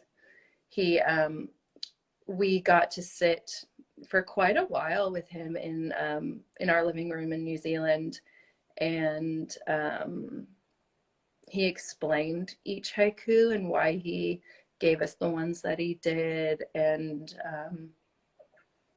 it was very special because you sat with him, and his energy was very quiet. He had quiet energy, but he was still on. And he was funny. So funny. Yes, rest in peace to the icon. Yeah. Next on the list is noted fashion. Is it notable or noted? Noted fashion photographer Nigel Barker. Nigel's wonderful. I wish I would love to shoot with Nigel again. Girl, let's call him. Call him up. I'm gonna call Nigel. I loved working with him. He's very good at explaining what he needs and what he wants, and he's got a beautiful eye. He is a beautiful man. He I think was my favorite of those that sat on the panel because he was the most consistent. I loved when Miss J was up there too because I loved what she brought, but Nigel I think was the most consistent. Yeah. Last but not least, Tyra Banks herself. What are your thoughts on the host of America's Next I Top kind of mentioned her. She's so professional. That woman, when the cameras are rolling, is very intimidating. Really? Yes. When the cameras are going, she is on. She knows what this person, that person, and that person should be doing, and she voices it. And it's a lot. And when the cameras are off, or when you get to do a photo shoot with her and she's behind the camera, she's different. And she was very real in those moments. And not that being a professional woman, you're not, but it takes a lot to be where she is. It's so much pressure, and to be a woman in this industry and it's so hard. I can't even imagine. So anything that I pinpointed as being harsh, I have let go of, because I can't imagine what she goes through on a day-to-day basis to be the Tyra Banks. So, Oh, grace. Giving people grace. yeah, exactly. Well, that is the end of roll call. Alex, you did such a great job. Now, listen, I know you're a very busy woman, so I'm going to get you up out of here. I'm going to run through some of these fan questions that I pulled from the comment section. If I pause, it's because you've already kind of answered it, so I'm just like reading them and kind of like screening them a little bit. So I thought it was an amazing question. This is from Maya2905 on YouTube, asking, at what moment did they do the opening? It's the only season they are wearing the makeover clothes. Do you remember when you filmed the intro? Oh yeah, we filmed the intro the same day that we did makeovers. It was all in one day. That was a very, very long day. And so that means Gabrielle would have came back. Gabby got a makeover, didn't she? She did. Because you guys got makeovers. No. I think she did. Because now my brain is jumbling up. If she had been eliminated, I mean, you know, when we're eliminated, we're still a part of production. We're just hidden. So, Gabby was still there, was still in New York. Makeovers was episode 1. Thank y'all. Great, she was there. The only that throws me off is the photo shoot. But Lady's hair was different, so yeah, that makes complete sense. Ignore me. Gotcha. Did you walk in the final in the final runway? Of course, all of you guys listen. I haven't done these in a long time. Alex, don't judge me. I remember all of you guys were shown in the final runway. Don't even answer that question. Y'all don't judge me. I'm a little rusty, okay? I played air guitar in the final runway. Yes, you did. I remember you guys were bouncing, and you guys were smiling. I remember, and it was like you guys walked down, came across, and came down. I remember. Sorry, y'all. Don't revoke my card. Gotcha. The next question this is from Valerie Gonzalez. She wants to know, so I've wondered, in the early seasons, they had a personal trainer come in. Was this a thing of the past, or was it just not aired? Do you remember any time a personal trainer coming in? No, that was gone. That would have been nice. I would have loved some physical activity to blow off some steam. Yes! No, we didn't have that, unfortunately. Oh, here we go, guys. One of the hottest questions everyone wants to know and wants to talk about. And I'm giving this to, I hope I'm pronouncing this right, Razin Nazar from YouTube, saying, Alex, you're so stunning. Is it true that there are more models that got hit by the pendulum on the runway, but they only showed you getting hit? You thought she was getting away from me, Alex. He was like, he didn't ask about the pendulum. No, I was going to ask. Let's talk about the I was so excited. I thought I got it. Oh, no, I dodged that question better than I dodged the pendulum, I guess you could say. But yeah. Yes, there were other girls that were hit by the pendulum.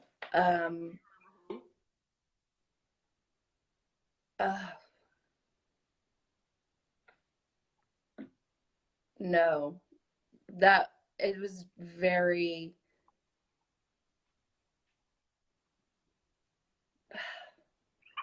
Sorry. I'm sorry. I'm just laughing at how you thought I was going to ask you about this. You know what? This is the hindsight on all of this. If that hadn't have happened, I probably would have gone home early. Really? You can't send the girl home that gets smacked by your pendulum twice. Okay. Oh no, baby girl! I'm sorry, I had you. Alex, you got hit twice. Like, okay, take us back to the day, in the moment. Actually, so this is why it's hard to remember, because we've actually filmed going down the runway through the pendulums twice. They aired it once. So, yeah, we didn't know whose was going to get aired, but I was the only one that they actually threw off the runway. So I think at least two other girls got hit, but they didn't get knocked off. And so I think that mine became the obvious one. Said that there were production members at the top who were basically throwing the pendulum down. What do you remember? I mean, they weren't on a timer. Let's just say that. It's a reality show, people. Of course, they're not on a predictable scale. So whatever, it happened. You hurt? What? No, I wasn't hurt. I was just upset because I thought I was for sure gonna go home for it. But you know what was so great? I got back upstage and my nerves caught up with me back upstage, and I just started bawling, crying, and I was sitting and they let me sit by myself, but all of the girls came up to me and hugged me, and that was very sweet and genuine, and that was really nice of everyone. It was like, it wasn't a competition at that point. It was like everyone was kind of concerned about my well-being, so that was very sweet. I'm curious to know, if you remember, what were the discussions you had with production regarding like your status in the competition, like after that happened? Like, were you afraid you were going to go home? Yeah, they always keep you on your toes. I'm gonna walk with you for a second because I have to get my phone charger. Oh no, you're fine. You're gonna die. So what do I remember about production? They always keep you on your toes. So they kind of always were meant to make me feel like I had done something really wrong. Oh my God. Baby girl. A reenactment. Here we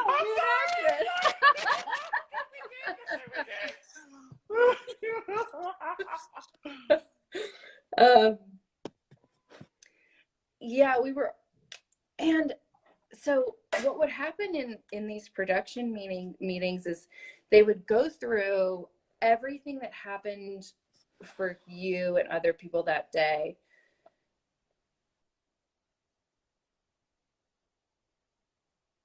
That's my phone screaming at me, so just give me 1 second. No, you're fine. You're totally fine.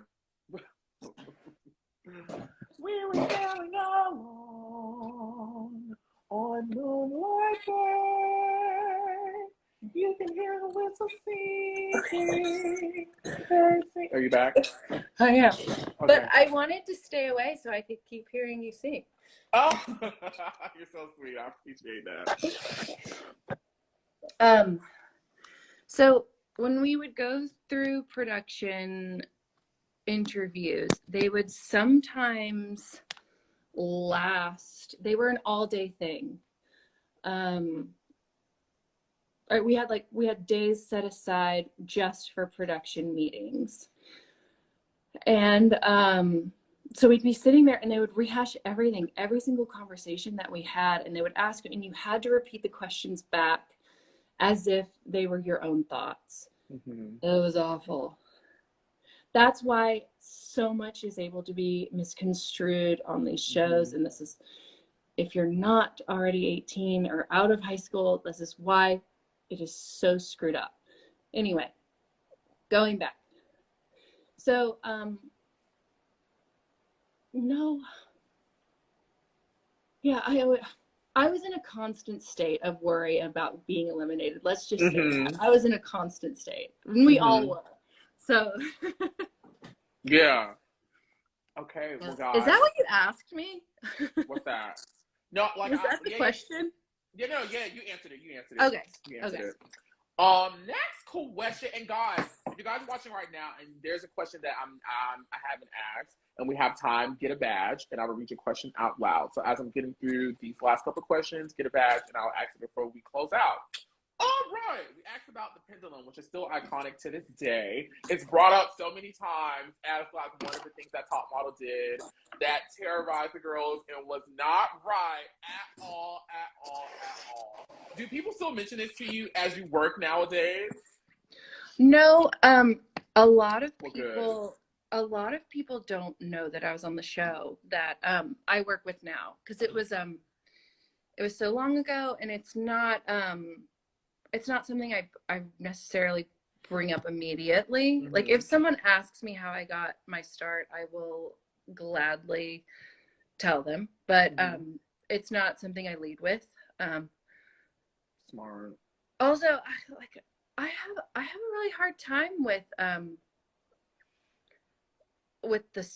the social media and being exceptionally open.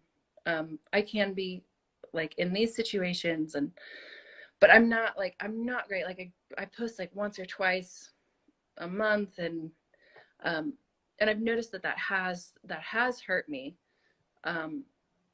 We live in that kind of world, digital phase.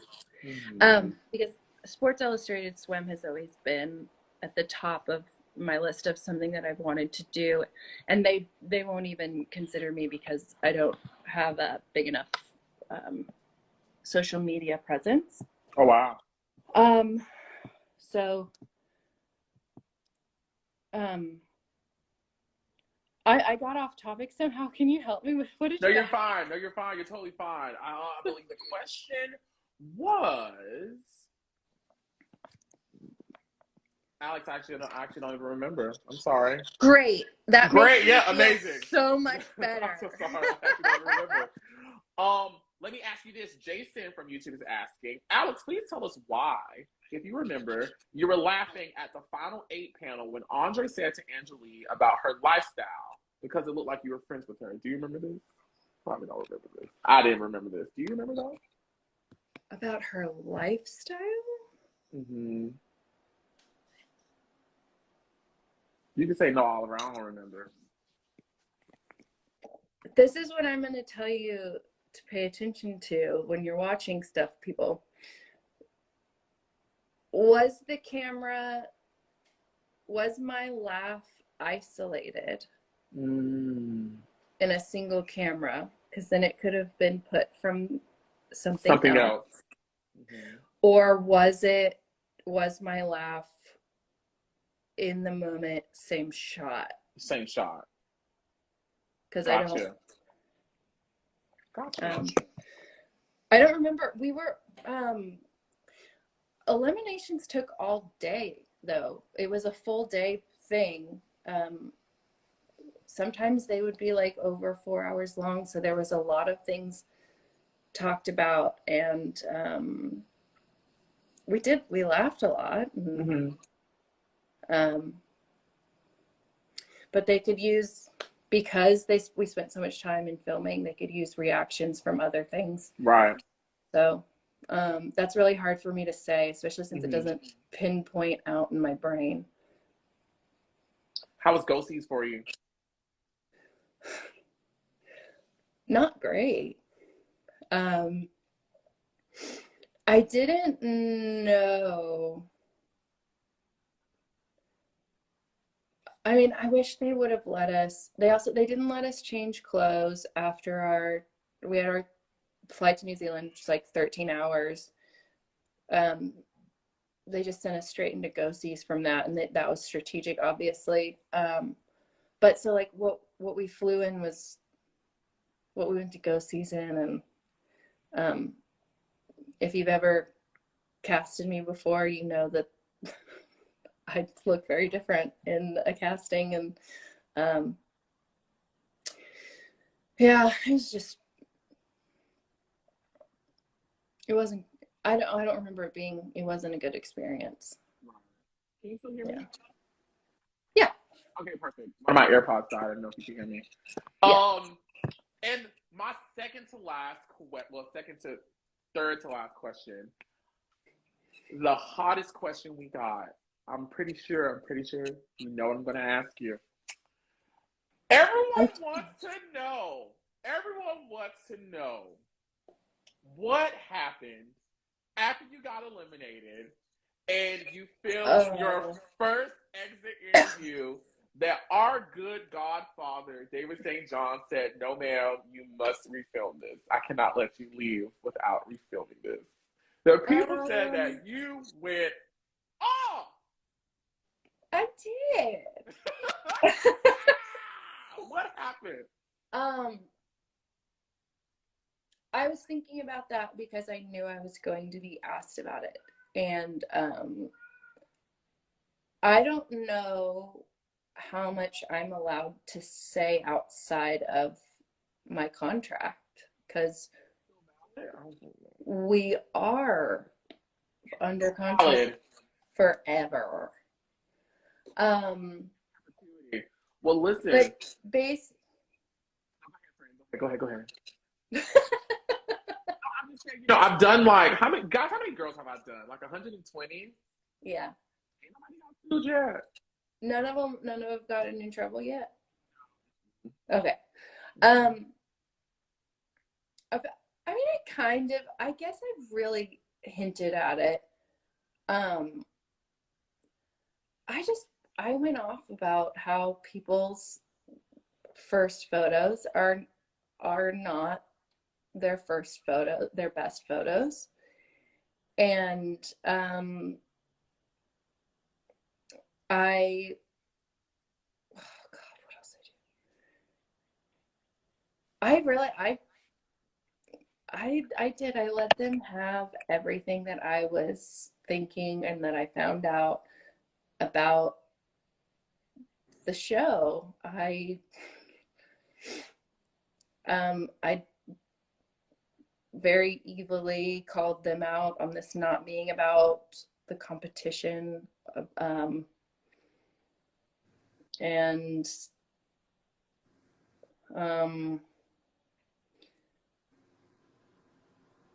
this goes back to how much I choose to share,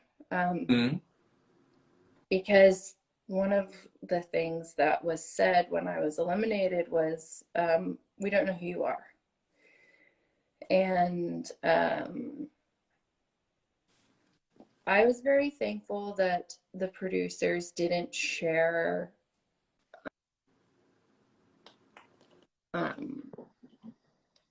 my phone calls and what I was going through.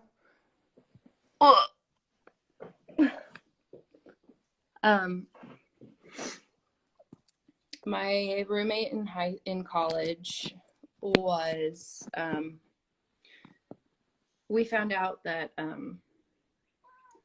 one of our best friends was diagnosed with cancer, and my roommate, it was her boyfriend, and we were going through that on the show and on live television.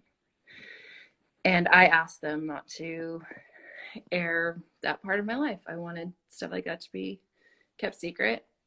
And I had a good relationship with producers, and I was very happy that, and they even commended me. They're like, we think that's very big of you, and we're going to keep that out. And I said, thank you. And they didn't put that into the show.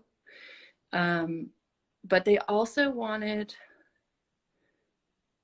another part of my life, and it was kind of what I was going through with my mom having a hard time with me. And I chose not to put my family's drama out there for the world, because I know that drama does not age well. Mm-hmm. So there was a lot of things about me that I thought was mine and my decision to keep. And so in doing so, I had to find other ways to be interesting. And yeah, I don't remember the specifics, but I think I was just really angry about the show not being about a competition, and that wasn't something that they would be able to air at all. Mm-hmm. I was really upset about that, because it wasn't what I signed up for. Mm-hmm. And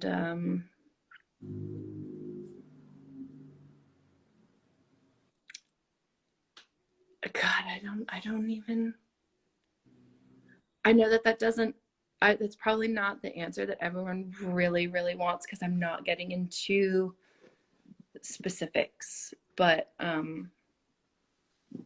Our answer, so who gives a damn what they think?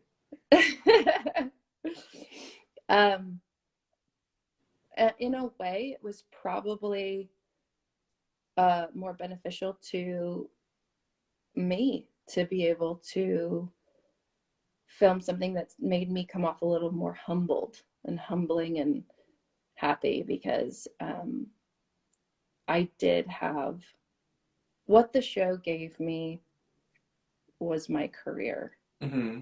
And it gave me this extraordinary life that I still live. David St. John, sorry to interrupt you. David St. John said that was a strong and accurate answer. The guy who was there said you gave an amazing answer. David St. John, get out of here. Thank you. That makes me feel so much better, because I'm literally sweating. I'm like looking at my. Fabulously, you're handling this better than I've seen. I've interviewed other people, and I've interviewed over 100. So. Oh, good. Yeah, I think that I think in the end, they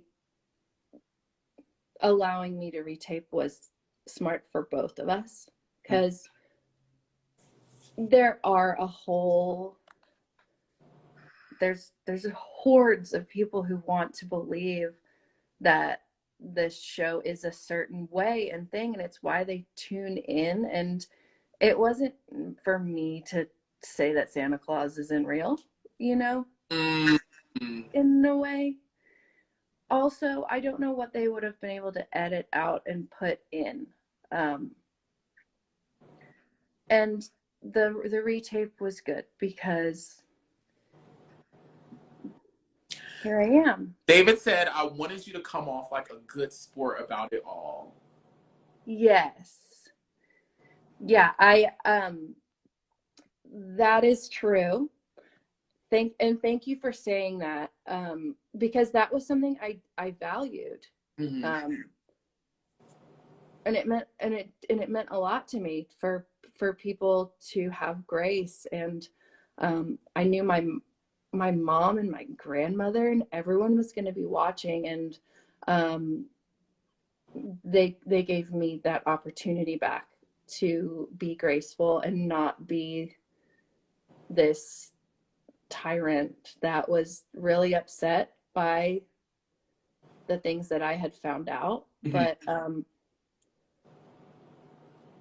So in the end, looking back, hindsight, it was a good thing. Mm-hmm. It was a good thing that they let me, I should say they let me retape, because I didn't come off very good. I was young and angry. Mm-hmm. But the way they did it, it was right. Yeah. That's right. Second to last question, if you could sum up your attitudes towards Top Model done amazingly, we're just wrapping up. You can sum up how you feel about your experience in the show. What would that be? My experience on the show. Well, I don't know if David remembers this too. When I left, I wrote everyone a thank you note. I wrote all of the producers and Tyra, and I wrote everyone. I probably wrote like over 35 thank you notes, just because I was given this crazy opportunity and they saw something in me that is insane. There were so many girls that auditioned, and I just remember being like, how the hell am I gonna make it through 20,000 girls? And that was just in LA. Mm-hmm. And to us, they did respect me. John respected me. I don't remember the female producer's name, but when I asked for respect, I got it. I asked for it, but I got it. But guys, I am still working, and I have that because of that show. So I'm grateful in a lot of ways. I have this very unique, extraordinary, different life, and it's because of them. Mm-hmm. And what are some of the things that you're like happy that you've been able to experience and get your career? Well, it definitely, like, even though it may not be realistic to what actually goes on, I wish we were prepped a little more on how to actually go to a go-see. But the agency took care of me in that way. But we were thrown into this very interesting, cool world of extreme production photo shoots. Mm-hmm. And that was what was the coolest part. You were a part of these concepts that I could never think up, and that was really cool. And sometimes I run into the makeup artist or the hairstylist in the industry that I saw on the show, and it's really cool to have those shared moments with them. And it was just, the show turned my world up on its head, and it made me fall in love with production. It made me fall in love with, I love being on a set. I love being on a set, and I crave it, and that's what I've done for the last 13 years is made sure that I'm on a set. Mm-hmm. And it gave me that little taste. Yeah.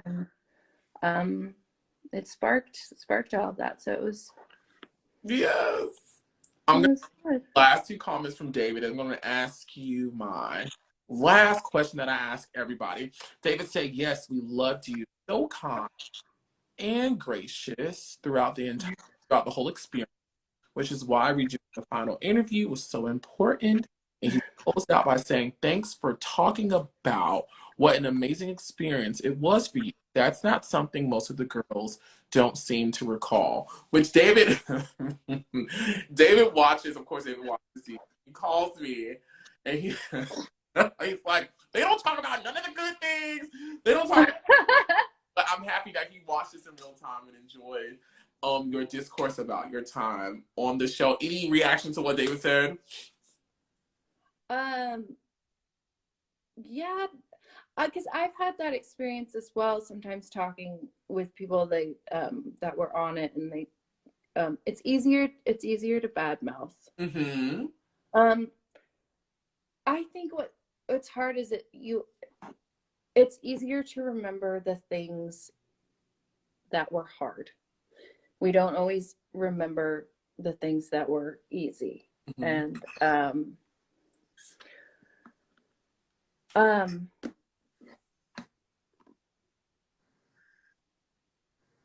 yeah, I mean, I can see how some people would feel slighted in a way because they gave their lives over to something that they thought was going to make things different for them. Mm-hmm. I did it too. I was really careful in a way. Mm-hmm. Because it was, I just can't, I can't complain. And I think I'm not proud that my naivety and my 21-year-old self is encapsulated forever, that my children will probably watch one day and be like, you didn't handle that situation well, or whatever. Mm-hmm. You know, I'm not proud of those things. And I think that that's what a lot of people that go on shows, they hold on to. They're like, this is forever encapsulated of me. And unfortunately, that's the way that it goes. Mm-hmm. That's the way that it is, and you have to find a way to let it go. Mm-hmm. And accept, like, the show made me grow up exponentially. It showed me who my true friends were. It pinpointed things about my personality that even I didn't like. And so I was able to pinpoint them myself, compartmentalize those things, Yeah. and make change.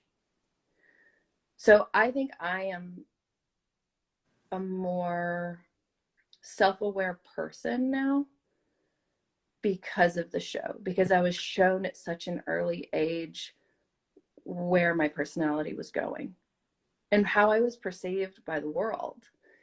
And not everyone gets that. Not everyone gets feedback from complete strangers of how you are perceived by the world. Mm-hmm. And I got that very early. And there were things that I liked and there were things that I didn't like. And I was able to take the things that I didn't like and grow on them. Mm-hmm. And not everybody does that. Yeah. So that's what I take from my experience. And that's why I think it's good. Yeah. Even though, Hey, that's all good stuff, Alex. You know, yeah.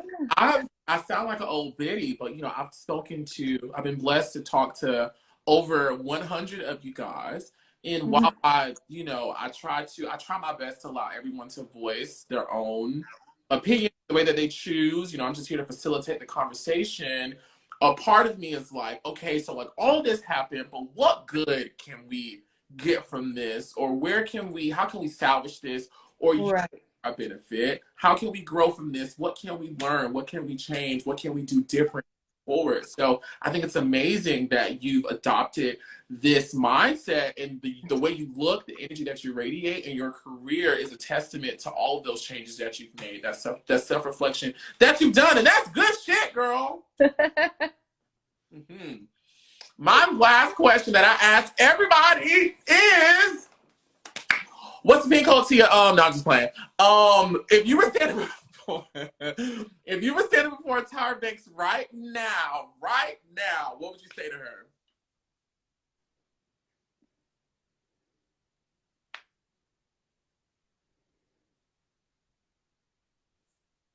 God.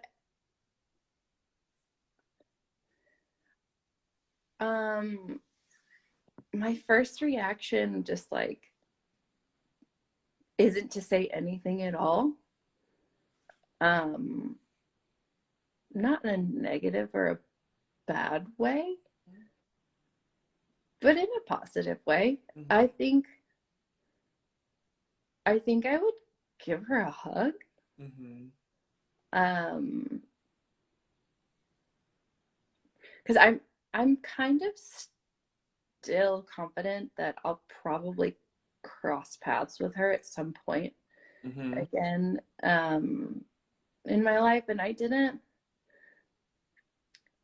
think the show gives everyone the illusion that we have more time and interaction with Tyra than we do, and we don't. All the time that you guys see with us having with her is really all we get.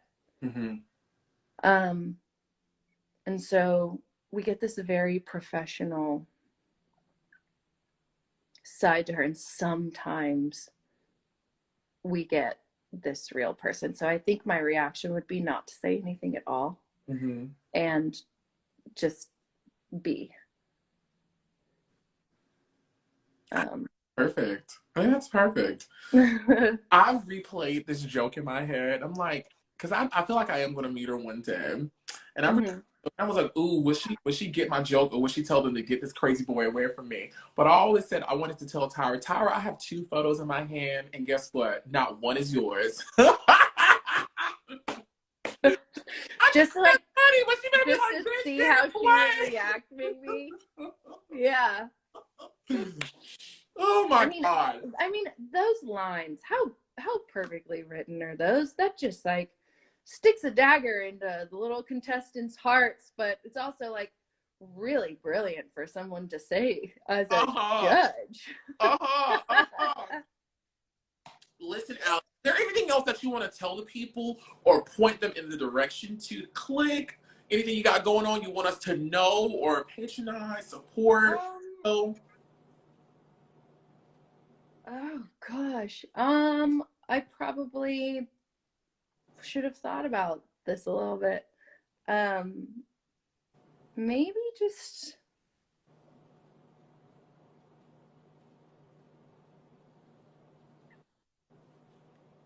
I don't know.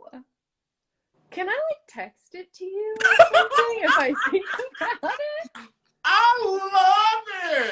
love it. And the only thing I'm thinking, I'm like, what's going on? The only thing I can think of in my head is her saying, you got to be quick on your feet. You got to know it. You got to be ready. You got to be, well, of course. Listen, everybody, you can start off by following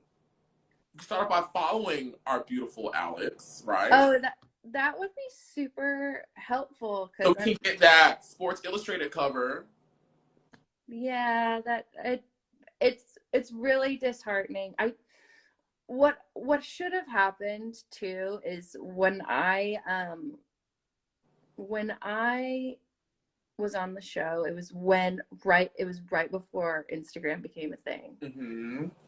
And everyone started following me on Facebook, and I got really scared.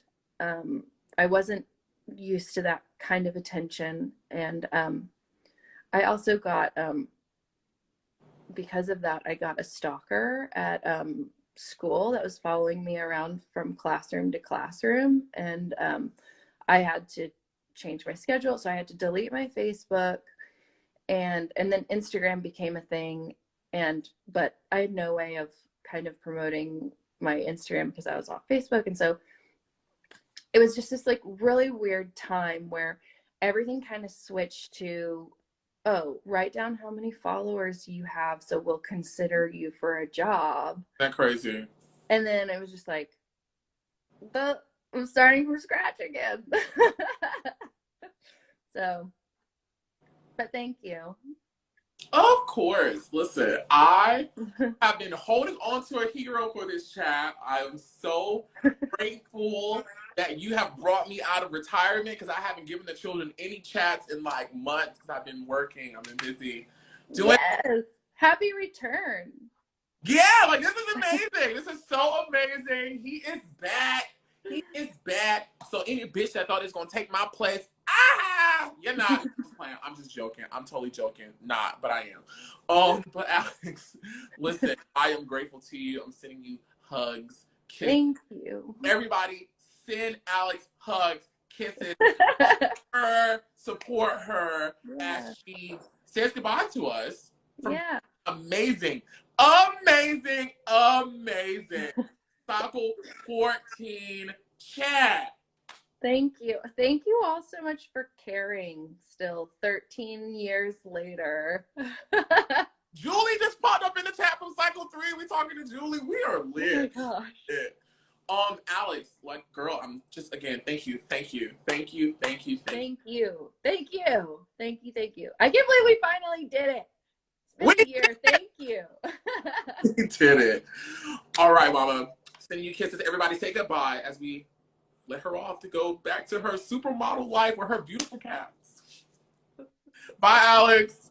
Bye. Thank you. Oh, wait. I'll do that.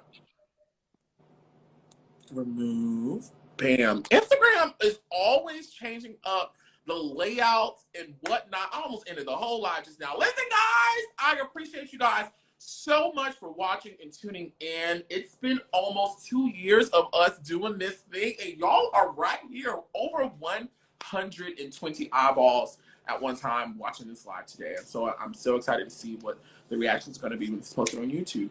I love you guys so much. Be sure to subscribe to the Oliver Twixt YouTube channel where you can watch this chat and like over 100 ANTM interviews from girls, guys, and judges, including a quick little phone call with Tyra Banks herself on my YouTube channel. Listen, you can start it and you'll be watching top model chats and teas up until like 2 weeks from now. Trust me, you don't want to miss out on it. You want to get up on it. Get up on it. I love you guys so much. I miss really doing this. Like, this has to get back into my regular every day because I miss doing this. I miss seeing some of these names and talking about these things. And it's, oh my God, I don't want to get off, but I do because I got to get back to work.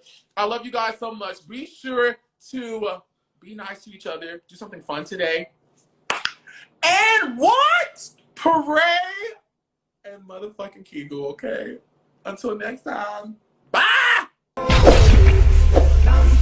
home.